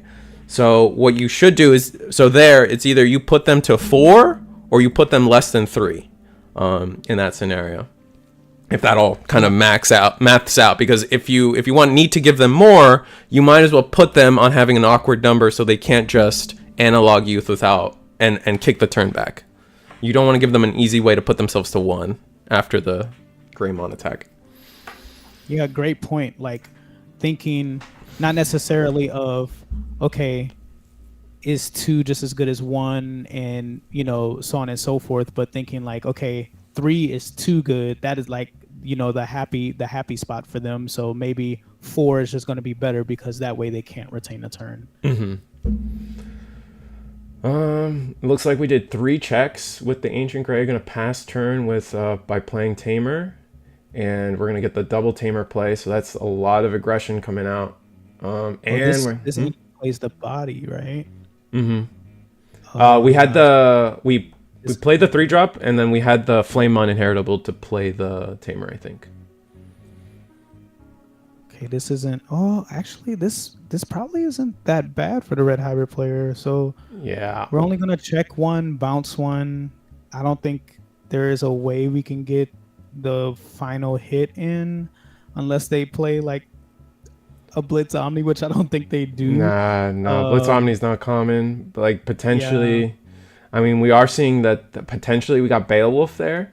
So you maybe a Beowulf play, Evo into Beowulf, freeze the Takuya Koji. That'd be really good, yeah. We could also maybe Evo Rookie in the back and then Lu if we're running promo Uko, and then just kind of hope our memory plays out correctly. That's a good play, a good way to end this. We may not just have another ancient combo though. We're gonna play Bokomon. That's not great. That's really scary here. 1, 2. There's our 1 of Hammer Spark. We're at least gonna get a Tamer. Oh wow, we whiffed on hybrid entirely. This isn't good here because, I mean, that's almost the entire reason we were playing the Boko here, is to see there's a hybrid we're looking for here, right? So with not even a way to get the Flamemon off of the board, it's looking like it's more than likely going to be the red hybrid player's game. The Hammer Spark is gone. The only other thing they can check in security would be an Ice Wall to maybe be an issue, but I don't even foresee that being. Yeah, it shouldn't be problematic if you do things the way you want to. It's just hard to say. Especially with Boko on board, you guarantee your opponent's starting at 4 memory, so it's just risky. All right, here's Kendo. Okay. Draw, so gain the memory back. Do we have Rookie for the back? Promo Uko would probably be perfect. Attack, draw a card. Might not warp at all. And looks like, are we choosing not to warp? Maybe we just don't even have it. Yep, just gonna let it ride. One check, flame on. Dang, no rookie. I think it's just gonna come down to no rookie, and this is why, like, I feel like, in my build, I kind of stopped running the Pokemon. If you want to make the, oh, we had this Ukomon, that's rough. In my build of Blue Hybrid, I've kind of like, if you're playing Pokemon, you can't really play Gomamon, because at that point you're already running Gomamon, you're running Ukomon, you're running a lot of these Digimon that you're going to feel like you need to find, but now, like, Pokemon's just going to not find them for you. Yeah. You're just adding, you're almost adding, not almost, you're actually adding inconsistency to your deck, because you're taking things that you would otherwise be searching out of your deck. So it is troublesome for sure. This looks really good for the red hybrid player. A Digimon on board, two tamers, which are hybrid targets on the board. This is pretty good. Gonna get 3 Digimon under this Takuya Koji. Looks like it was a Flamemon, a Gigas, and a Naguni. That's the Flamemon on deletion player Takuya, correct? I think it's hard for me to see. It's hard to see. Yeah, as long as there's not double Flamemon under, we're good. That's all I really don't want to. It looks like it's Gigas. Yeah. Oh yeah. No. Yeah. You're right. It's the BT7 Flamemon, I think. Okay. I'm gonna go to 4 memory because of the Takuya. Attack Flamemon. With 4 memory, it's kind of just free, honestly. Pokemon will delete the flame. For 2, that's it. We're gonna attack. We're just gonna say forget it on the inheritable. There's ancient, and then that's flame, or that's burning. So red hybrid takes this. Just a little aggressive early, and not seeing tamer in your first, not at all. Even all 5 checks, there was no tamer in a very tamer heavy deck. So it's just some of those things that just come down to luck that just gets kind of unfortunate, which is why I think these hybrid decks kind of struggle, at least unless they are like unless they have the level of consistency like purple hybrid, because it's just like there are those games where like you're just hoping. I'm gonna take it to the commentator screen, but you're just hoping that like your security bails you out with like, oh, if blue hybrid just saw an extra tamer there, for example, you saw an analog youth perhaps, or a second Koji, suddenly like, oh, now I'm going to have 2 tamers, and I could just play my game. The first, I just attack with Kendo first, and then the ancient combo the second Koji, and then that's it. I win the game from there. Stuff like that, right? It's just it kind of goes back to what I was saying earlier with the purple hybrid player, right? Is just choosing when is it better to develop with an option, or when is it better to develop with a tamer. You know, a tamer is presenting an immediate threat, and the option isn't always necessarily doing the same thing, like those memory boost options in particular. So yeah, it's a lot of like tug of war, especially when you're playing up against another hybrid deck, because it's like, okay, I have 2 tamers, I only have 1. Do I play the second one? Do I try and get rid of the body that's on the board? Like, where, like, how much am I going to give? How much am I going to take? As far as like what I'm actually presenting. Yeah. No. Yeah. I was trying to see if there's a way that like, I'm just trying to see if there was a way that red hybrid could have maybe done something there, and I'm like, nah. Like maybe Hexplow would have been sick, depending. Like that would have been a great Hexplow. That's why I started running Hexplow too. Just Blue's just got such good generic level 6s right now. Like I feel for anybody. Hexplow would have been really great. I think that's probably where things end up being like really cool for red hybrid players, like expression in the game when they're playing the dual tamer, is choosing the right amount of bodies to tuck and when to tuck them, so to make sure you can out a possible Hexablow. So it's so interesting. Like the game has so many different ways to play so many top decks that you never know entirely what to expect. No, No, I agree. And I wish there was like some more flexibility in other decks too. Like I wish more colors had the that type of flexibility. Like green, I know green struggles right now. Like what green deck's really topping? We got Tyrant, and I feel like most Tyrantlets. I think the most what's the word? The most unique thing, the most unique development I've seen in a Tyrant Kabuteri deck is adding Shoto, the 3-cost Shoto. Whereas like, okay, everyone cares about this Shoto and loves this Shoto because blocker, but I want the piercing. And that cool like mind flip that happened when I realized that for them was so cool. But Tyrant also is getting Shivamon, which I think might be an underrated power up they might be getting soon. So yeah, I think also I think people are sleeping on Leopardmon. I know that which type of Leopardmon? Like what's your you have Leopardmon at level 6, but what's everything under that? How are we counting to 6? Like what when you say, what do you mean? I am notoriously a green hater, so I am not as versed in all of the green cards, so I don't know everything that's underneath, but I do know Leopardx is a really powerful tool. I know Cherubi Ace is a powerful tool. Okay. I know Leopardx can just outright play Paladin mode, I believe. Yeah. Which is like literally play it for a reduction. So like that in itself, I think is really powerful. Quartzmon's a great card right now.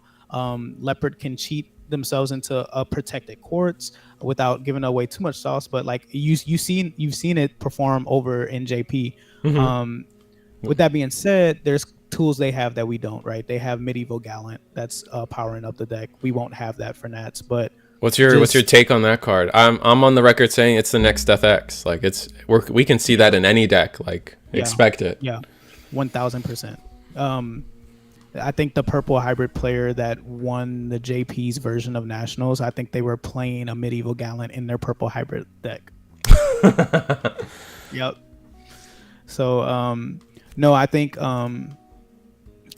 Leopard is a sleeper without giving away spice or anything. I think Leopard is a sleeper, and I think it's powerful. If you are a green player, it's something you should possibly look at. I think it does struggle against a lot of top decks. So you're going to be playing any deck you play and take the Nationals. You're going to be playing matchup roulette. Like that's just Digimon, right? Yeah. Especially without side decking. It's just this game is more matchup dependent than any other TCG I've ever played. I can agree with that. No, I mean I can still agree with you. I mean every card game has a little bit of that matchup, but the thing is, at least for the games I've played, that gets, at least, I don't want to say it doesn't completely remove the problem, but like it gets mitigated by having side decking. And I feel like being able to side deck and just slightly adjust the deck. So let's say you have, an 80-20 matchup into a deck. Is the side decking going to suddenly make it 50-50? No, but maybe it makes it 40-60, right? And then suddenly, like, it's still losing matchup, but now it's not completely a shutout, and now you have higher chance to just win, get past the bad matchup in a tournament, and then maybe you have a great run after that. I don't know, but side decking helps. This game is the only game that I feel like if you see like your bad matchup, it's almost a guaranteed loss. Whereas like in other games, like in Yu-Gi, I use Yu-Gi-Oh for example because I played most Yu-Gi-Oh people for like a really long time. Yeah. So and you bring up side decks, and side decks were how you dealt with your bad matchup. Then it became a game of chess. Like, okay, now did they side for my side or did they side for my matchup? Yeah, no, and I know there's a lot of people that like they're one of the counter arguments for me that people say but I feel like they don't really understand is they'll be like, oh, it just takes deck building, it takes creative deck building and makes it worse because now you just have more cards, so you have more, like they act like the extra, we'll say 10 to 15 cards, whatever, a number doesn't matter. They say they think to themselves the extra cards means, oh, you have to try less about making your 50 cards perfect, but like it's not true because the whole act of side decking is a skill in itself. Like you could have picked like what cards do you take out, what matchup, which ones do you put in, which 10 did you even put as your side deck. It goes crazy real fast. It's a whole nother form of skill expression in a game. Like it adds such a large dimension. I would argue like several, like at least 2 to 3 dimensions of like playability in the game when you add the side deck, because you start thinking about all those things you mentioned. You start thinking about, okay, am I siding for my matchup, or am I siding for what people are going to side against my matchup? Yeah. Am I siding for rogue because that's the only thing I'm scared of? Am I siding to add consistency to my deck? Maybe I want my deck to be like a little bit more sacky game 1, and I want it to be more consistent game 2 and 3. You know, there's so much to it. And there's it's a spectrum too. It's not like, oh, like, because like it's not like you just immediately swap to a different version of your deck. Like sometimes you can go in between, like, oh, I'll only do half of my counters for you, but I'll also do a different half of like, or like, assuming you, like, let's say you actually do the crazy thing and side in all 10 cards, right? Like, or like, okay, this time you do 5, and then you take what 5 do you take out? Like it gets so deep and so complicated real quick. I think the only real issue I have with side decking is like it would just add more time to tournaments. But Yeah, because that is. I think like what Yu-Gi-Oh is like a 60-second. You get 2. What do you get? 1? Do you get 2 minutes to side in Yu-Gi-Oh? I don't remember. I know in Magic it's like 2 minutes. Because Go ahead. I can't remember, actually. It's been so long. But I think a way to mitigate that is maybe how many cards you give them a time limit and a certain amount of cards. I know when they first tested sides, I think for the DigiFest way back when, like, I loved that tournament, man. I had, so it was some of the most fun of my life in this card game were the DigiFest tournaments. The prizing was cool. Yeah. It wasn't the best, but it was really cool. Well, it was like the first, like, it was our first, like, we just got out of COVID. Like, it's a little bit of rose tinted because it's like we just got out of COVID, and then Bandai was like, look, Card Fest, and we're like, oh my god, a real event. This is so exciting. Yeah. The vibes were great. The side deck was cool, and I think they tested side deck one more time after the DigiFest. Yeah, we had a different mulligan back then, and we had a different side deck later, like after the DigiFest, where I think it was only 5 cards instead of the 10. Maybe that might be. That sounds true, but I'm not gonna confirm nor deny. I can't remember what the second wave of side deck testing was like, but I loved it. Yeah, no, I loved it too. And a lot of those people who still play the game who were topping those events back then are some of the same people topping. So it's not. Oh yeah, like my out of the game.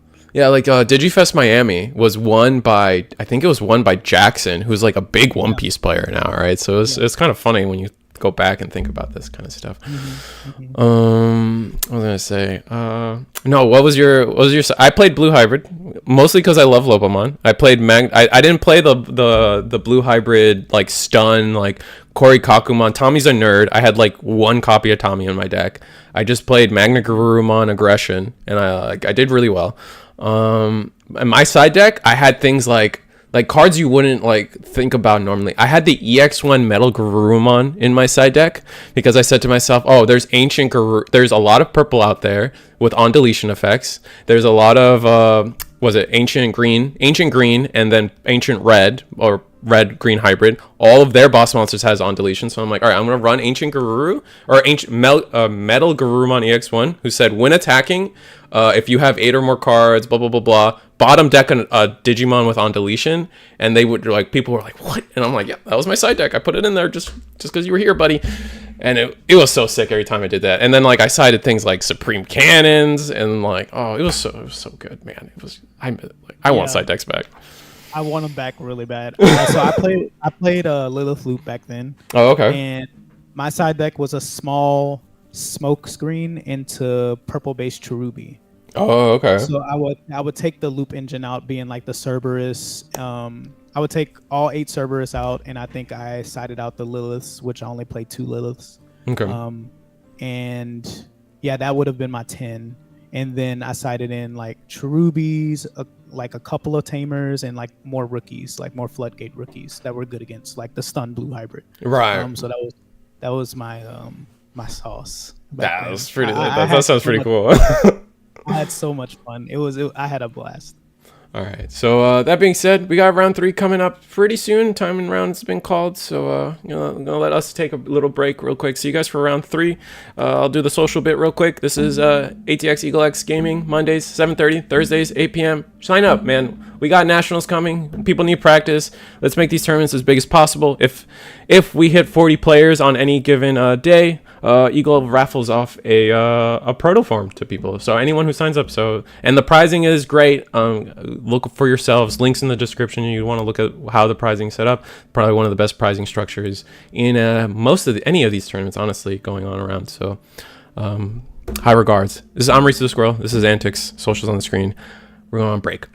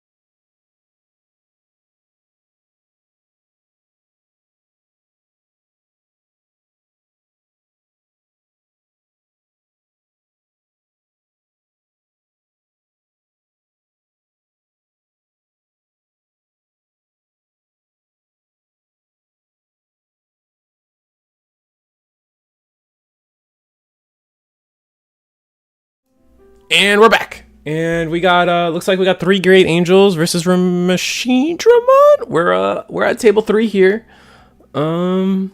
Not bad in machine. Oh wait, is this? Do you run this in machine? This is okay. I don't know what this is anymore. Maybe it's still Machinedramon, but already a couple interesting cards I wouldn't have expected from Machinedramon. Yeah, the Satsuki and the Vanilla Numemon being among those. If this is Machinedramon, I do think they have the edge over 3 Great Angels just because they have so much access to the Digivolve. But it just depends for sure on quite a few things. But I'm interested to see. I have no idea what this deck is. I'm interested to see what it is. That's Warumanze Vanilla. Oh my god, we're just going cheap vanillas. Oh, this is. Wait, what is this? I don't. Minus 4K, so the Gatomon is deleted, right? Yeah. Oh my god. All right, this is cool. I'm excited. Guru's on play, gonna ditch a card or not ditch a card?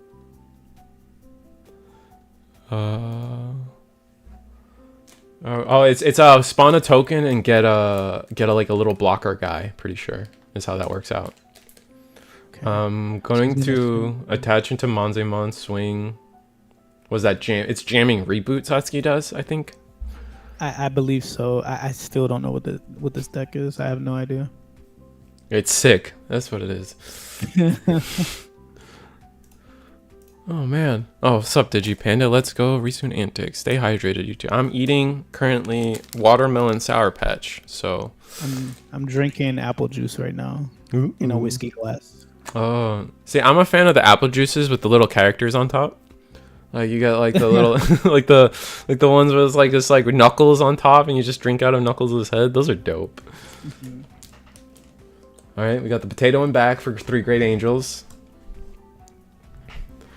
I still don't know what this deck is. I think we spit out the Satsuki in the back, and I don't even. No, we played the Satsuki. Wait, how did we pass turn? Did we just say pass? Oh, we did just say pass. I think so. Yeah. We're gonna pop the boost. Spinning the boost here. I feel like I would have waited on it unless they really need to see what's in security right now. I wonder if they're going to Revelation wouldn't be great here. Even looking at security right now is not great, right? Because we're gonna play Magna Angel Ace, heal 1. Okay. Minus what, 5k? I think it's 5 security left.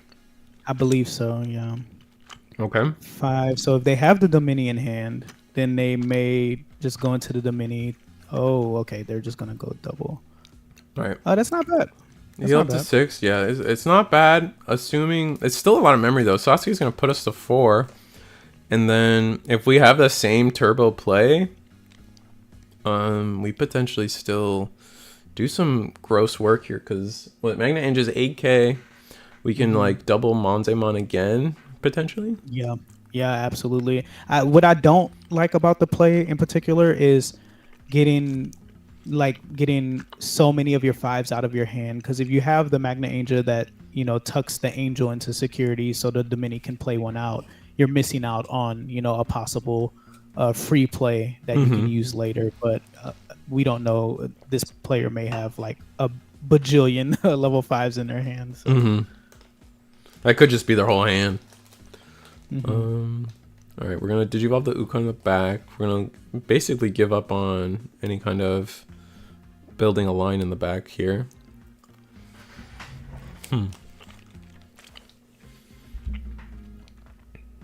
We're gonna. I can't even predict for you guys where we're gonna. We're gonna Tankmon, or is this just like so many vanillas? Is this just black good stuff? Well, we got Manze in there. Yeah, oh man. Like at this, like back in the day, we would have called this like a turbo deck of some type. So we're gonna get the Manze minus. This is only gonna be minus 6k, unfortunately, on one of the Magna Andromons. So we'll see how this goes. You gotta be careful. You can't just attack without like a backup plan. Yeah, Shadow Serafi could be devastating here. We're gonna hard. That will play a gain 2.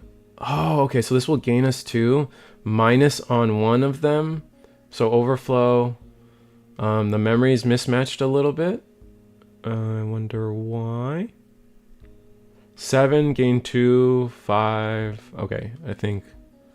Yeah, we're just making sure we did the memory correct. Because I think we were at 4 from the Satsuki, 1 for Uko, 3 to play. Then we evoed for 3 all the way up into Monze-X, putting us at 0, and then we hard played for 7. Yeah, I think it's 2. 2 is correct. All right, Patamon is gonna use its start of main. And it looks like we actually have a choice here. I wonder if it's one of the cards they healed. That'd be interesting. Gato, shuffle that security. So good. The best possible forward they could hit.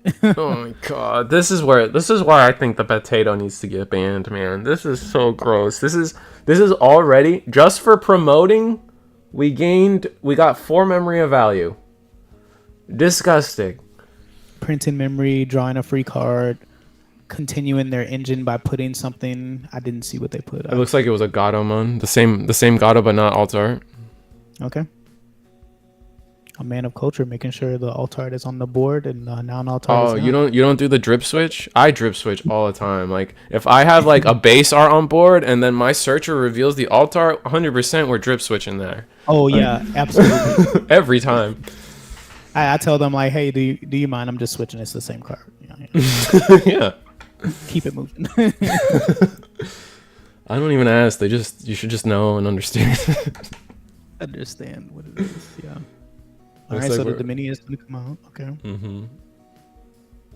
Evo for. Oh man, we just gained so much memory. Yeah, I mean, this Numemon board is still gross. Like it's still 4 bodies, 5 bodies. It just depends on how everything is gonna work out in the end here. I think I may let them keep the Waru. Get the free -7 off of the regular Monze. And maybe Angel Woman delete the Uko just to prevent them from getting an extra piece. Or maybe there's a world where you let them keep the Uko, let them double search so you can understand what is in their deck and what their game plan is. You get to see more cards, right? Oh my gosh, they just trashed the Gato off the Angel Woman. Wow, that's the grossest high roll. Oh my gosh. Because that might be the Gato they put back themselves. And we're gonna go into ruin mode. Okay. This doesn't clear the board as far as I understand it. Oh, it does. Did we spread out the? I guess. I think Angel Woman went -6 on the regular Monze. The Dominion went -7 on the Waru Monze. And then okay. This is pretty solid. That is pretty solid. I think we can go. Mons. We can play if we have another of that 7-drop Monze. We can play that Monze potentially. Did we gain the 1 memory off? Yeah, we did. I think ruin mode to evos for 5. Yeah, that makes sense.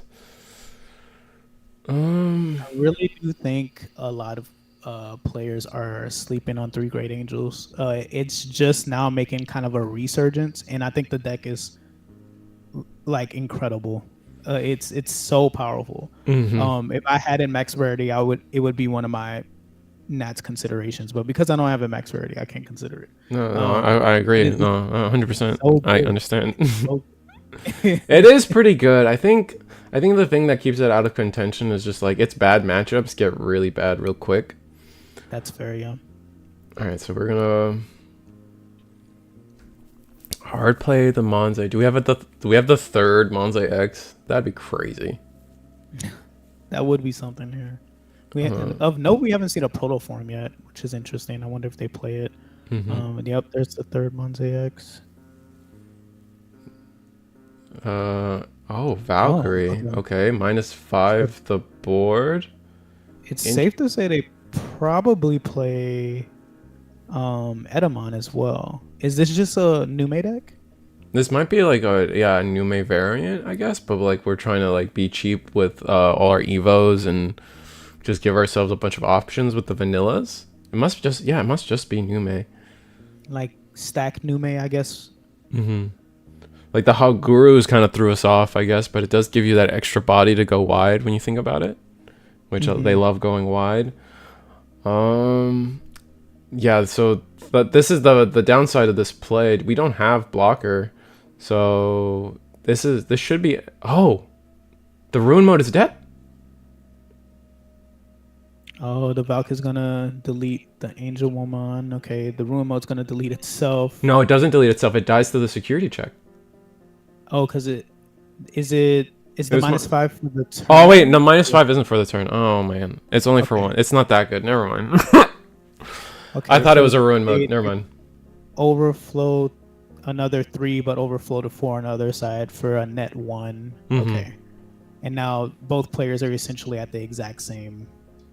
Yeah, the exact same board state here. that is kind of funny. Oh, that was so weird. I always think that Valkyrie is like a mini ruin mode, but it really isn't.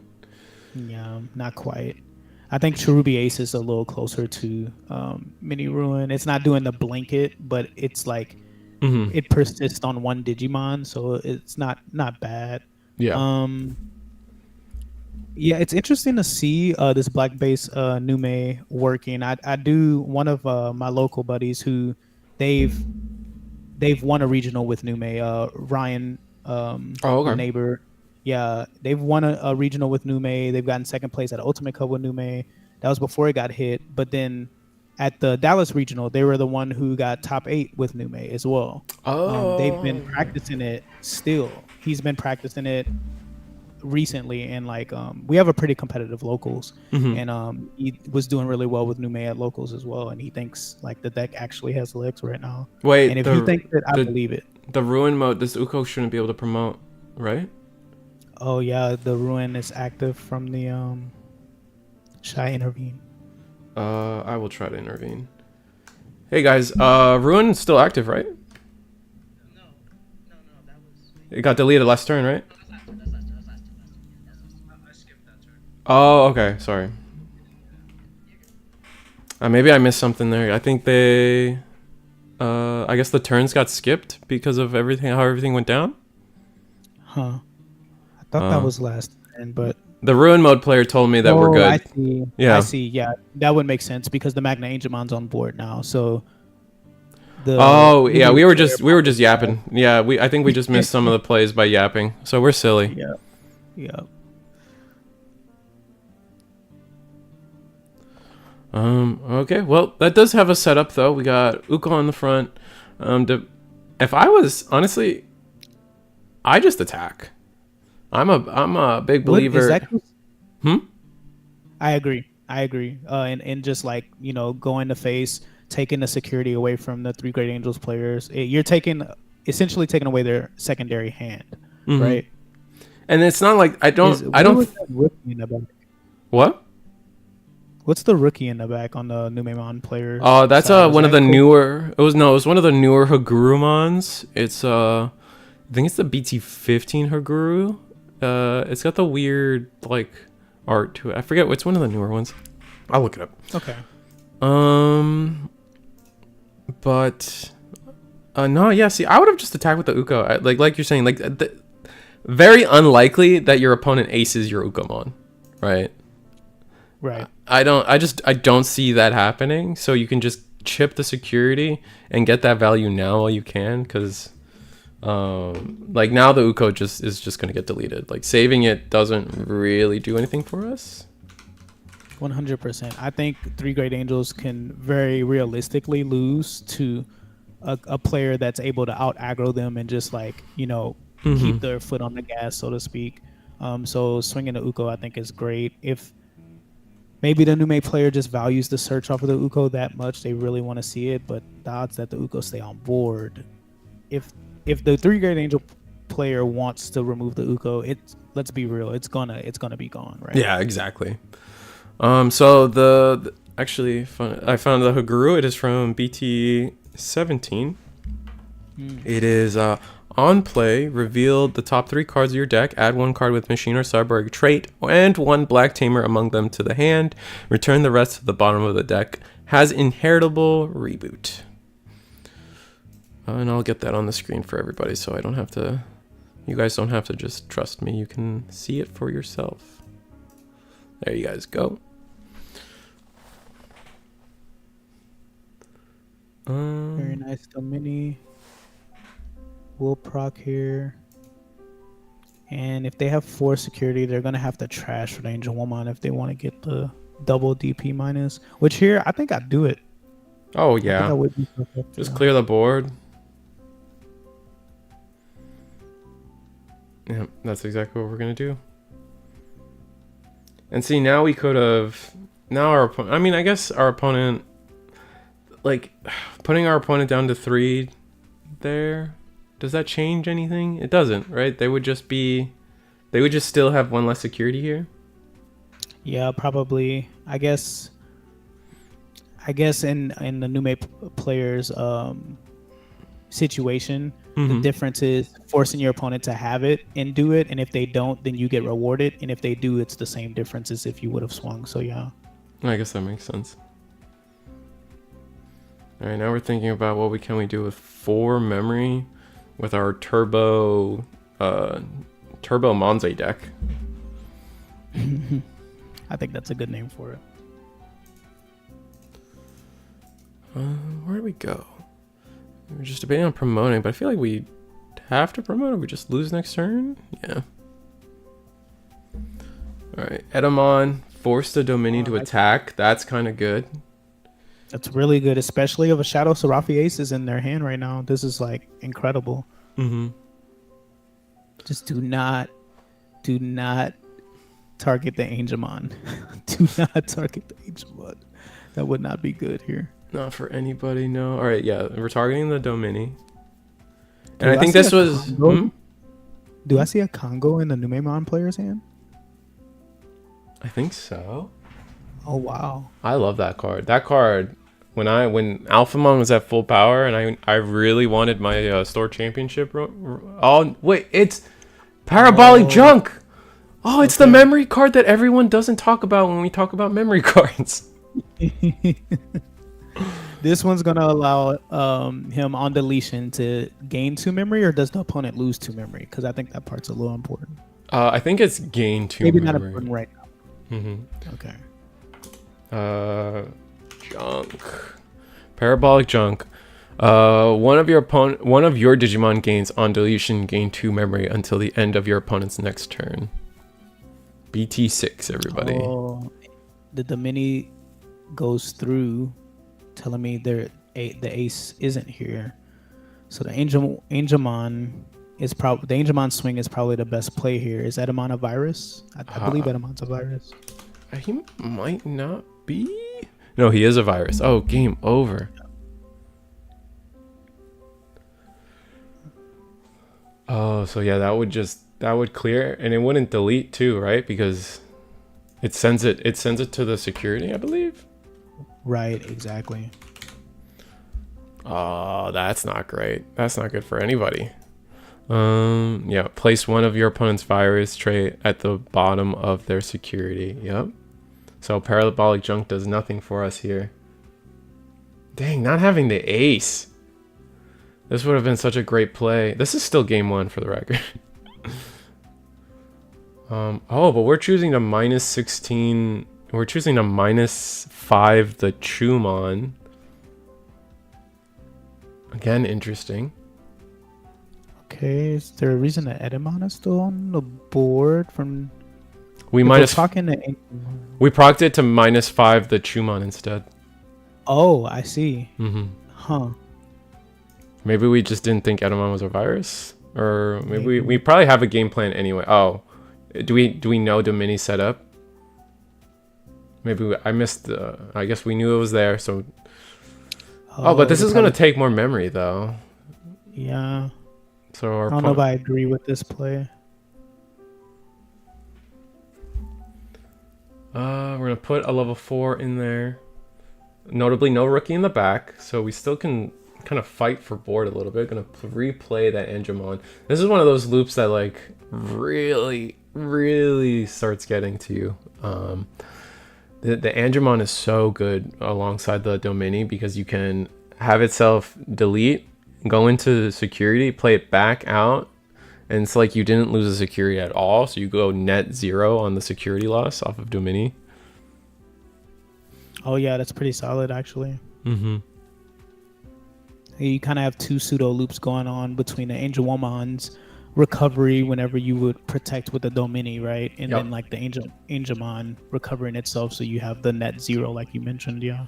I think it was still better to everything said and done. After, I guess you don't want. I guess you're afraid. You don't want to give your opponent that extra security check. Maybe that's the only reason you wouldn't get the Dominimon. Or sorry, use the Angemon to the secondary effect of Angemon, just minus 5k. Leave your opponent at 2 security instead. And maybe they like that was the only body they could have played off of the Domini as well, and so they didn't want to have the Domini over the Angel Woman to not play anything additional back out. Yep. Or I guess they would still get the Angemon, right? So they still bottom deck the Angel or bottom security the Angemon, or pseudo recover the Angemon to get rid of the Edamon. Yep. I'm wondering if maybe they, like you mentioned earlier, maybe they just didn't know that the Edamon was a virus. Yeah. Just would have like tucking the Edamon means our opponent would have 2 less memory to deal with, but in turn they would have 1 more security. I'm gonna grab the Eagleatx here. It's gonna allow us to win Digivolve. Spawn a token. Spawn a token with blocker in particular. Also has black decoy actually, which can come up here, which doesn't come up here in this situation at all. It probably would have came up. No, decoy's so specific. It's only if the Digimon gets deleted by an effect. So draw, get our token, has blocker and then decoy black, but the token cannot attack. So good defense here by the Monze player. Do we have the Satsuki gain rush? Okay. Monze can get the rush. Of note, we haven't seen any aces be played, like level 6 aces be played from the 3 Great Angel side. So they could still be holding on. Is that another parabolic jump? That is definitely another parabolic jump. All right. Oh, putting on a token. Okay, this is smart. I like that. Mm-hmm. The token is going to go for sure. And then I think that's Venus. Yep. Okay. Huh. Okay. That's solid. That's really solid. Yeah, no more. I mean, we can still get on play effects, but no more when digivolving effects. That means something like ruin mode won't be able to happen this turn. Do we have? Oh, and the whole board is -1 security, so that also keeps us kind of safe. So is the parabolic jump good here then? No, if the 3 Great Angels player essentially isn't going to have a turn, they're not going to be trying to get rid of anything. Like, I wonder if maybe we could have saved it for another turn. Yeah, I kind of agree. The parabolic jump kind of feels wasted. I don't see why they like. You didn't put your opponent in a position where that was going to get any kind of value. Gonna gain 1 memory, gain 2 memory off of the Satsuki's.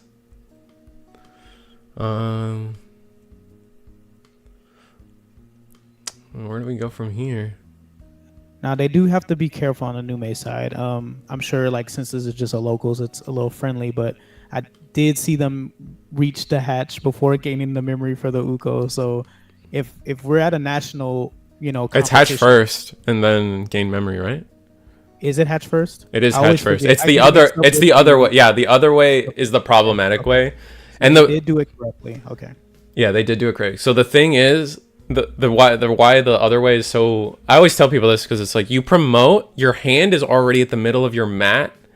Like when, let's say you promote the Ukomon, your hand is already there, so it feels so natural to reach up and just move the memory counter, right? Because you're already in that motion. So to have to stop, go back to the hatching, and then move the memory always feels awkward. Yeah, for sure. I think the other Ukomon's the other way. I think the other Uko is the other one you search then hatch. Yeah. Uh-oh. And it looks like we're scooping on the Numemon side because this is still game 1. Yeah, I think he accidentally decked himself out, and then he's like, "Oh, yeah, all you have to do is pass. You have game now." Bummer. Yeah. Gotta get all those digi bubbles out of the deck. Really cool sleeves. Oh, those are the Digifest sleeves, aren't they? Or no? Which? I feel like both. These were from Nats potentially. These, yeah. I have the gold ones from that. These are so fire. And then on the 3 Great Angel side, we have the OG Magna Angemon sleeves. Those are from some of the first. Oh, for the first wave of stuff. Yeah. Yeah. I wish I wasn't in the game yet. Like I told myself I'd play the game once Lobomon came out, so we started in set 4. But I was always jealous of people having those Melga sleeves. I wanted those Melga sleeves for the longest time. Yeah, for those to be like the first wave sleeves, they did such a good job. They look so good. Yeah, and that was back when they were doing more unified art too. Like all the alt arts would have similar art. All the, just like everything was just thematic in early Digimon. It felt like. But I imagine Nuemon's just gonna go first.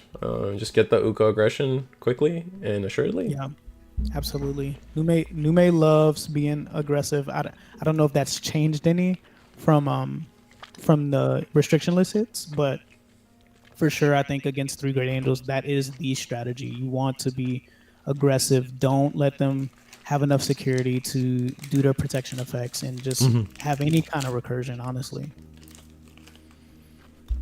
Gonna have to start on the Nume side, and please have rookie. And we do. Not an Uko, so not great.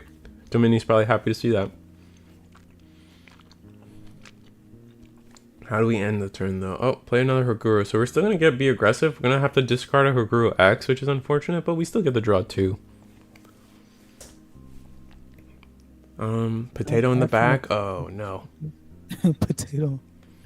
Oh, that's so funny. Do we have the TK? Now, if we have the 1 of TK, I lose my mind. Oh, Gato for 5. Okay.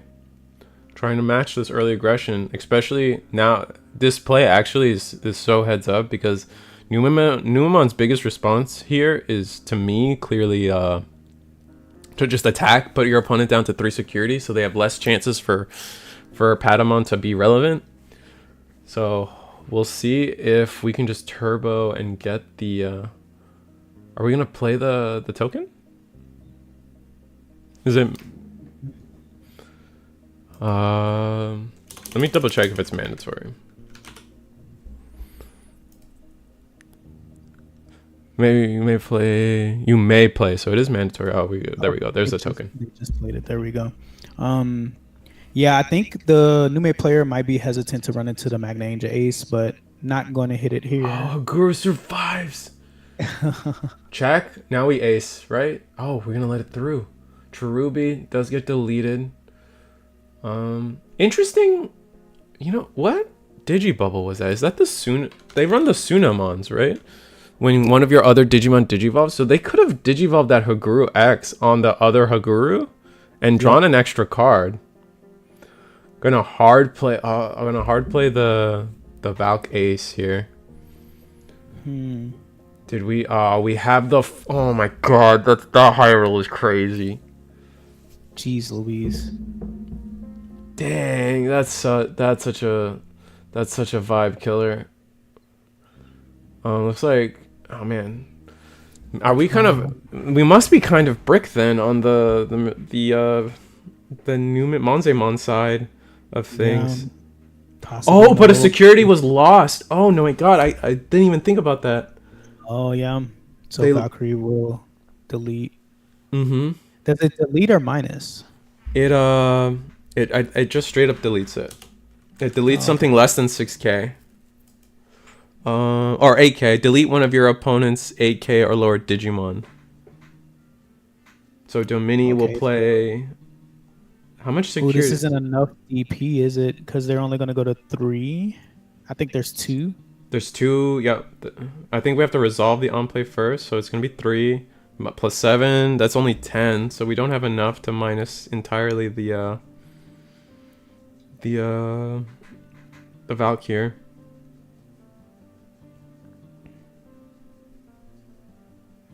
Yeah, because So they we have lost. another Did they map. lose it? And then ruin mode. Oh, Oh, ruin mode here does we the go. rest of the work. Okay, Mhm. that's unfortunate. Token will be deleted as well. Pass turn with a Kari. Oh, that's so gross. Oh my gosh, that is Uko. unfortunate. All right, so promo Uko. This is I never played this one. I've only played the BT60 one. Mm-hmm. Promo Uko is hatch first gain. Yes. Regular Uko or BT16 Uko Is search hatch. yes, Gotcha. exactly.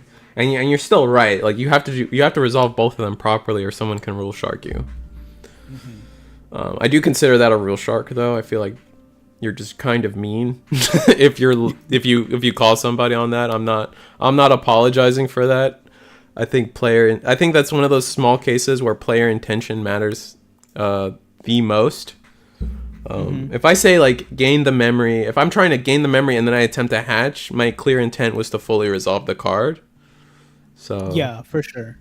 It's different if like they gain the memory and they're shuffling their hand and they're looking at stuff and then they're like, "Oh, I forgot to hatch." At that point, it's like you gained, like you physically moved it over and like your intention was to move on with your game plan, right? yeah. So So then you were kind of intentionally skipping. It could be seen as you were intentionally skipping the hatch at that point.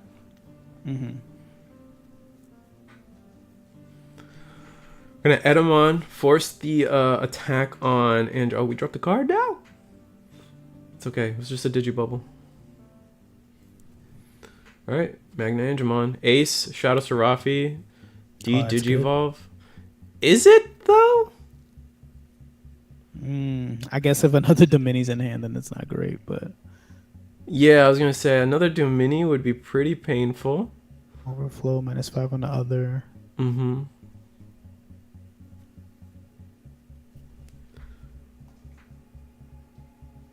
Huh. That's an interesting way to think about this. Shadow, Serafi, Ace. Oh, we gave the -5k to that Machinedramon. Interesting.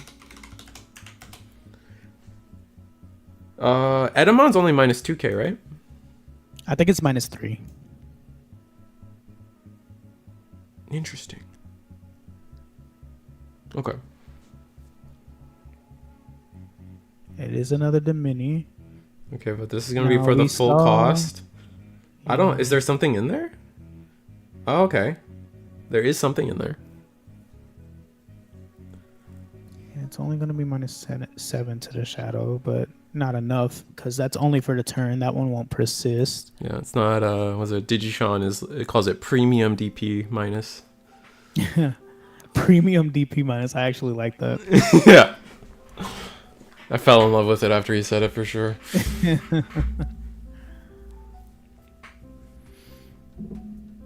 All right, so another Uko in the back for 1. Probably gonna have to start taking things slow now. We don't, unless we have another just Edamon shenanigans. It's Edamon's inheritable. On opponent's turn, when an opponent Digimon attack, you may reveal the top 3 cards. You may play 1 black or yellow Digimon card with a play cost 3 or less among them without paying the cost. So actually, with all those Gurus, you're getting a good amount of bodies with that inheritable. Yeah. And you're keeping your deck cycling, which we've seen from last game. Like this deck is pretty good at doing. Sometimes too good, it decked itself out. But I can see the logic here. I wonder how many Eddies they're actually playing. I wonder if they're just on 3, maybe 2. I would play 4. Mm-hmm.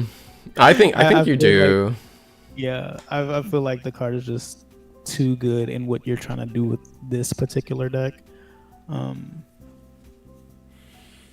Forcing your opponent into like some awkward plays. Do you? Oh, we're gonna attack with the Serafi first. That feels. Oh, because if we block, we can -5k something. Yeah. Okay.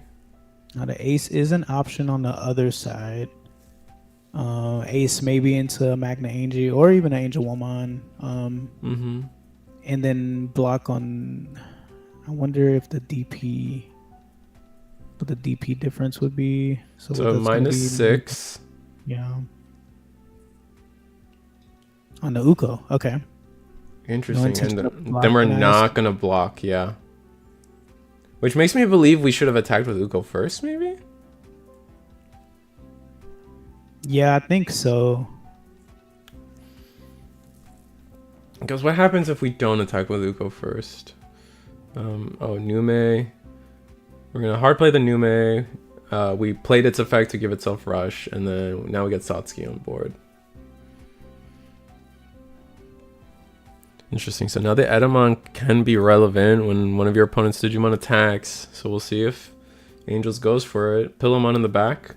Oh, that would have been a good card to play out in front. Yeah, I agree. Interesting we didn't put the... Wait, Satsuki or... Her name's Satsuki, right? Satsuki.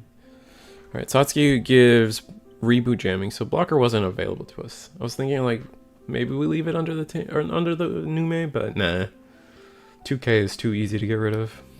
Yeah, this isn't the greatest position for the 3-grade Angel player, honestly. The Shadow Seraphie is posing like a very awkward game state, I think. But if we have True Ruby Ace in hand, we should be good. I'm assuming we don't.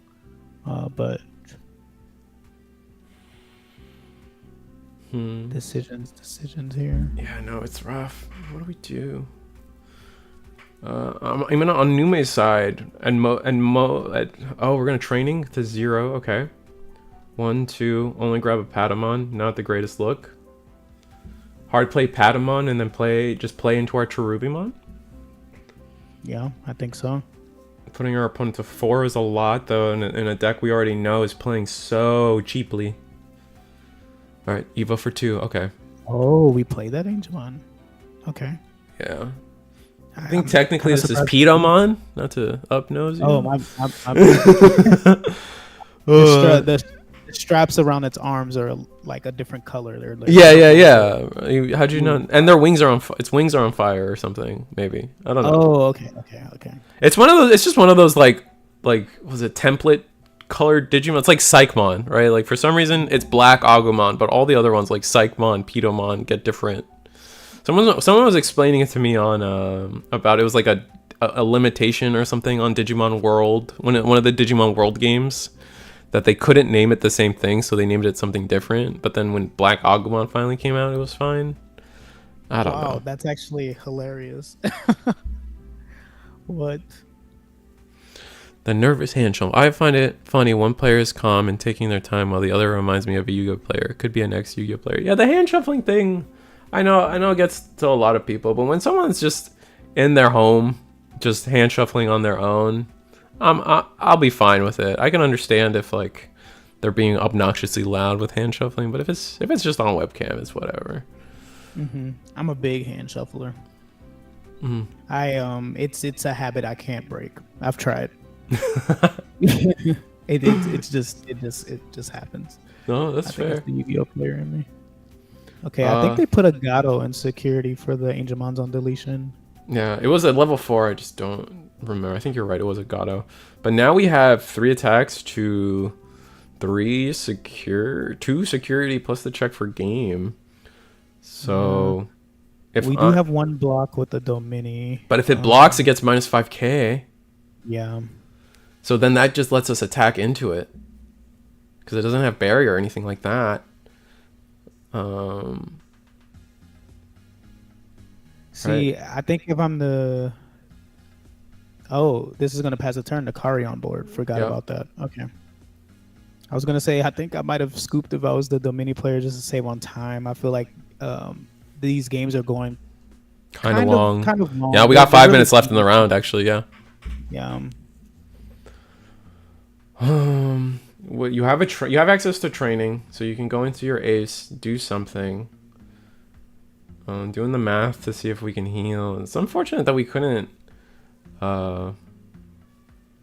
It's unfortunate we couldn't heal an extra. Do an extra damage here on the Cherubi side. I'm gonna go training for 1. Gonna heal to 2 minus. Where's this minus going? -2. I think I'm a. Oh, the new maze 3, isn't it? It's kind of thick.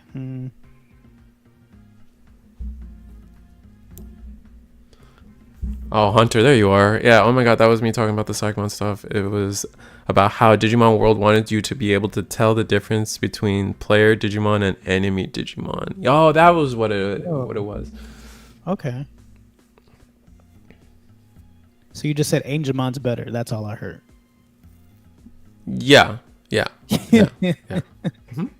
I was, as a child, I was an Angemon stan. So let's see. Oh, I feel -2 bad. minus another 3. So the Numemon. Okay. I feel bad for you. You know, you got Angemon for one episode, and then it was a Digi-Egg for the rest of the show. Imagine. Yeah, I know. I think we got it one other time. Maybe he Digivolved into Angemon against Myotis, regular Myotis. And then we didn't get Magna Angemon until the last episode. Yeah. Oh, this is game 2. Oh, I guess I should be putting that up on the screen. Hold on. This is game 2. Like, this is either a draw or Nume take, or I call it Nume, but it's more Monze than it is Nume. Monze Turbo, I guess. I don't know, man. It's just a cool deck either way. Eddie plus the Venus. That is a lot with a Shadow Serafi already on the board. Oh yeah. And then we're gonna get to play a Digimon. Oh my god. What got taunted? Are we deciding on what got taunted? Okay, we're gonna do the Domini. Interesting. Alright, Domini goes in. Ace. Show me Ace. Oh, okay. Okay.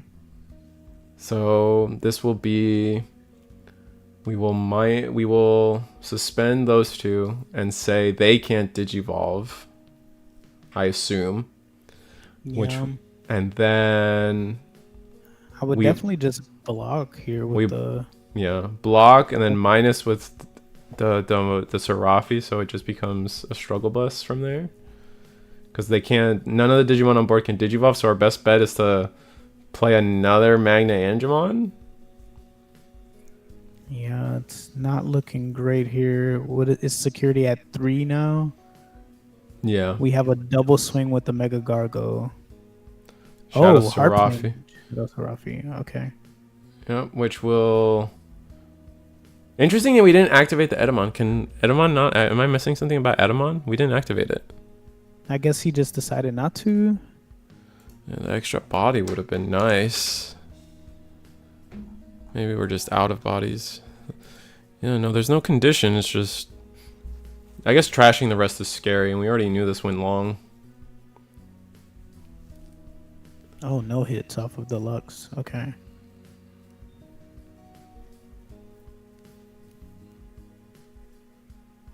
Alright, go to 3 memory. Yeah, looks like I think Domini's just going to start playing for the draw. Yeah, I think they kind of have to. They already won game 1. Like, the focus here is as long as I don't lose this game, then I'm good.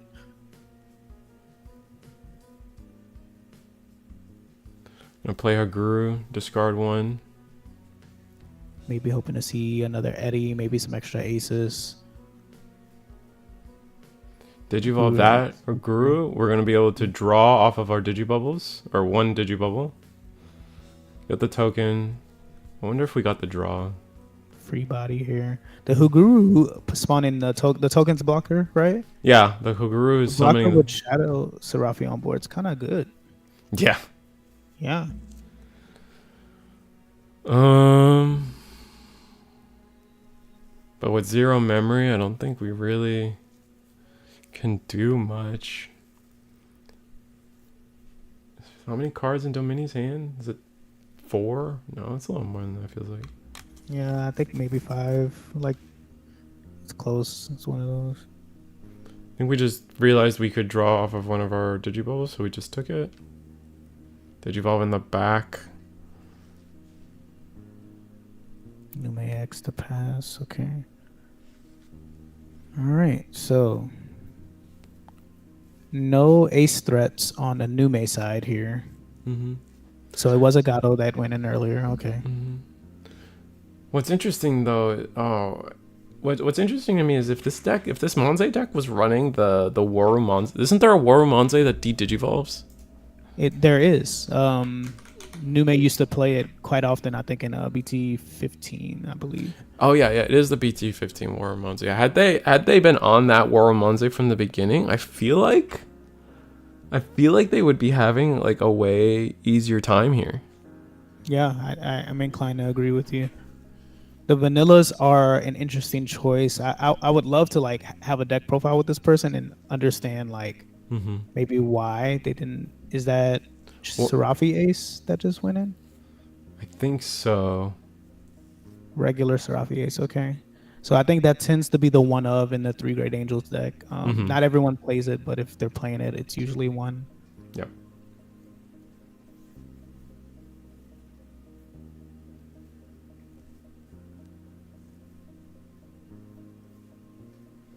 Notably, Domini isn't set up, so we can find a world where we play the game. But I think this is just gonna be time and overtime here soon. I mean, we got 2 more minutes on the clock. But we're just playing the don't lose the game. Yeah, for sure. Oh, and we're gonna go into the Serafi Ace that we just put in there. Yeah, I think so. Oh, Shadow Serafi. That will de-digivolve probably their Shadow Serafi. We're gonna put Domini in there. Okay. Kari getting a memory. Alright, now gain back 4 memory, go back up to 3. Now, issue is here. The Shadow Serafi's gone, but now the Nume does have the ace threat. Yep. Well, yeah, no, you're right. We're going to attack. Interesting attack here. I think the Pidomon gives barrier. A lot of these level 4s give barrier now. No, it gives minus 2k, so minus 2k something. That's Cupimon's effect resolving right here. Check is gonna go through cleanly. Survives. No ace for the Numemon side. Yeah, because we have double Shadow Serafi on the other side, so if anything gets redirected, this is minus 10k. That is so insane. Oh, Messenger. Okay, or Emissary. Interesting, we go for Emissary, and didn't we just put a Domini in there? I think we did. No, we attack. I know there's a level 6 in there for sure. We're gonna choose to. So this would have been my first play. I would have emissaried first into the Angemon to get rid of the Edamon so there wouldn't be an ace play. But again, we might not know that the Eddie is a virus. Mm-hmm. It's a Dominion. Another messenger. Okay. Now it's gonna be the Dominion. Oh no, it's gonna be the Serafi Ace. Okay. Oh wait, I think this is original Serafi. Yeah. I think this is the top 4 one. Yeah, so this is the one from some BT14. Yeah. Yeah. Yeah, it's a really people really like this one because of the one of your opponents to join gets minus 7k when something's added.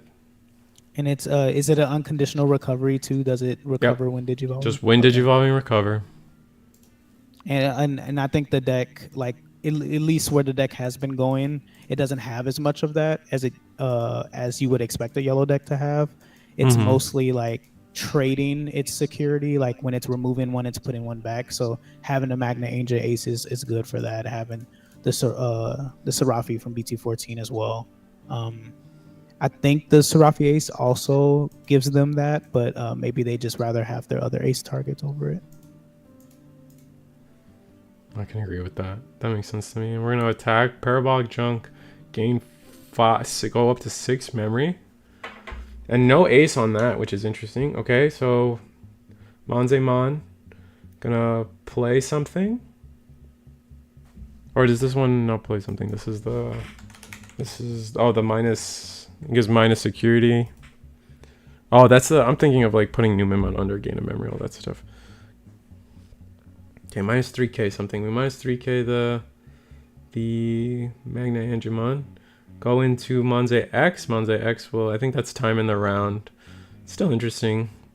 We'll play the Uko. Uko will probably minus the Machinedramon. And the plan was there from there was probably we're gonna overflow 3. Maybe we can go back into a level 6 and keep turn after that. How crazy would it be if we just like whipped out the Shin Manzai? I'd be so excited to see that happen in front of me. But yeah, that's just gonna be time and round.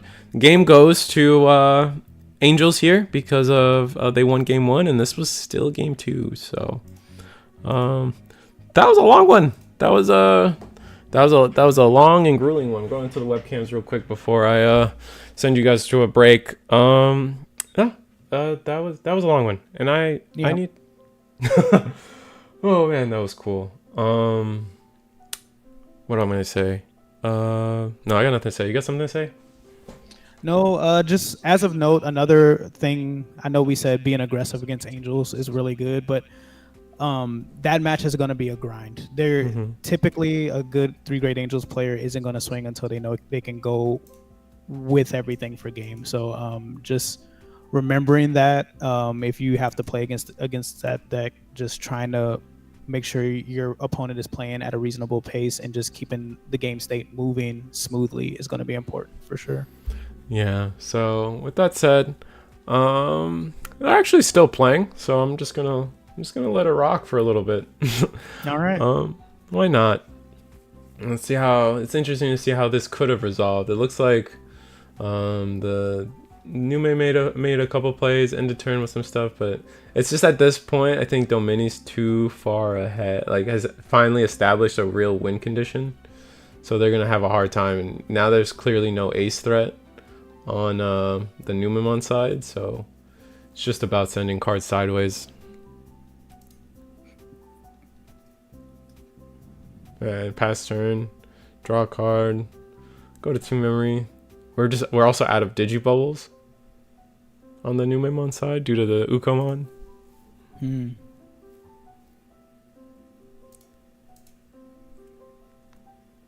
It is a grind. 3 level 6s, 1 level 5, a level 4 on board. We were looking for the.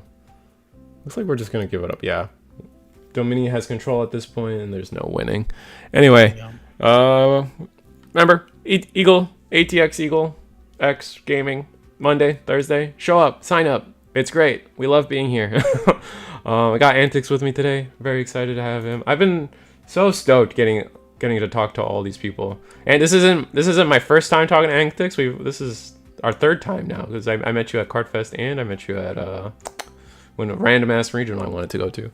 Yeah. So It's always a pleasure for sure. I think what you've been, what you and Eagle have been doing, having like a bunch of different content creators on here, just to like share kind of like some knowledge and experience, and just like that camaraderie has been so cool too. It's been nice for me to watch in the background even when I'm not here. So thanks for having me, of course, but also thanks for doing the stuff with the others, because like I enjoy it, and I hope everyone at home does as well. Yeah, I really do hope you guys enjoy it. This has been a goal of mine, and Eagle does all the work for the tournament. I'm just show up and yap, but I do have been enjoying the camaraderie. Yeah, like you said, the camaraderie of getting every different even YouTubers that I literally this is my first conversation with them is, hey, do you want to yap for 4 hours in a tournament with me real quick? It's been really cool to see everybody. So with that, we'll go to a break. I hope you guys have been enjoying the show. Yeah, it should be quick. We've already gone over overtime at this point, so it should be quick.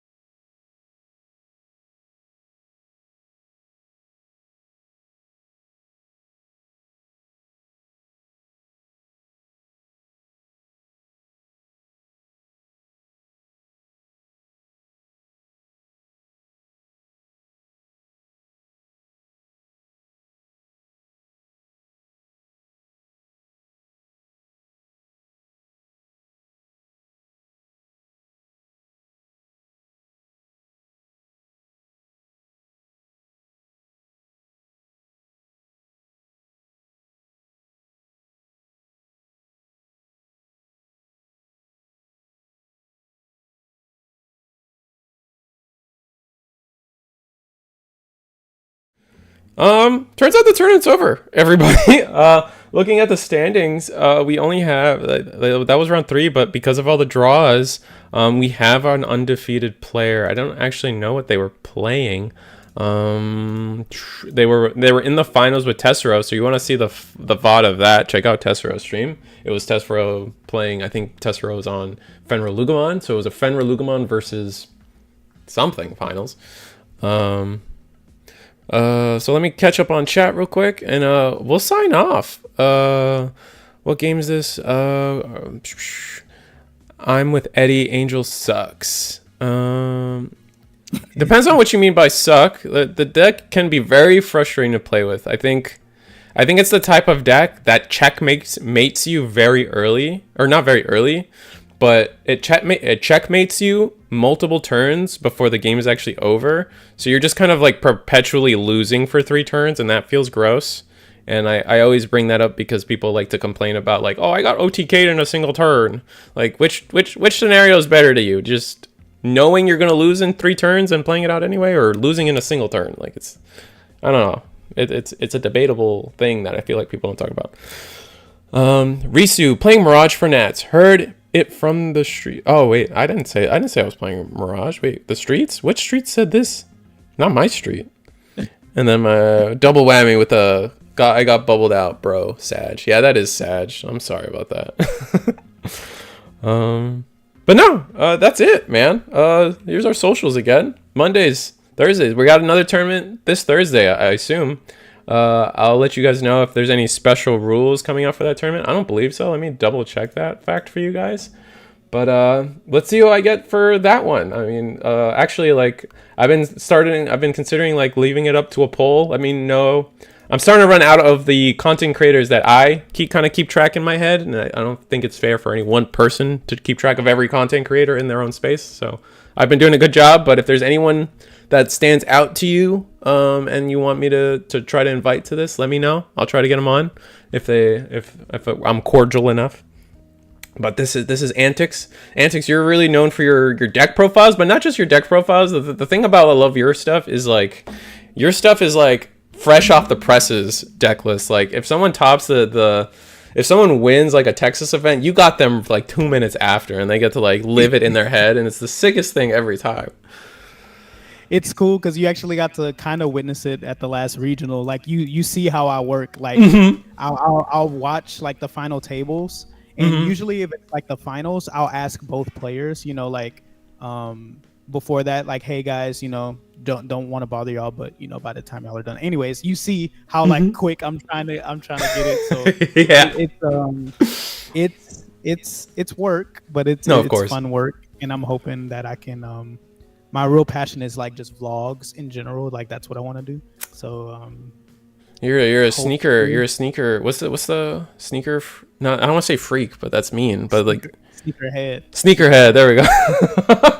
You got some sneakerhead stuff. I know. I looked into that stuff. You got some. Wait, are you the music? No, that's someone else. That's the music guru. I feel like. I think that's you. Fashion is my fashion, and sneakers are like my side thing. My non-Digimon stuff that I hope to get back to in 2025. So. All right, so check out Eagleatx, all his stuff that he's got planned for the future. You're coming to Nats, right? You're playing in Nats, I think. Yeah. Yes, I will be there. I'm arriving on Thursday, and I'm staying until Tuesday. Ooh, so you need to hit me up. I know a nice, good old local to come to on that Friday if you're looking. So it's my birthday week, so I'm trying to just like live it up. All right, do whatever. Just let me know if you need a local. I got you, bro. So check out Eagleatx at Nationals. See me there. I'll be there. We'll both be there. So maybe we got to do like a big YouTuber. Now that I have all these people's contact information, I'll try to get a big YouTuber picture together. I know getting parties might be on the Bandai no list, but at least a big picture with everybody would be really fun. So we'll see if I can get anything like that done. But yeah, good night, guys. It was fun. Good night.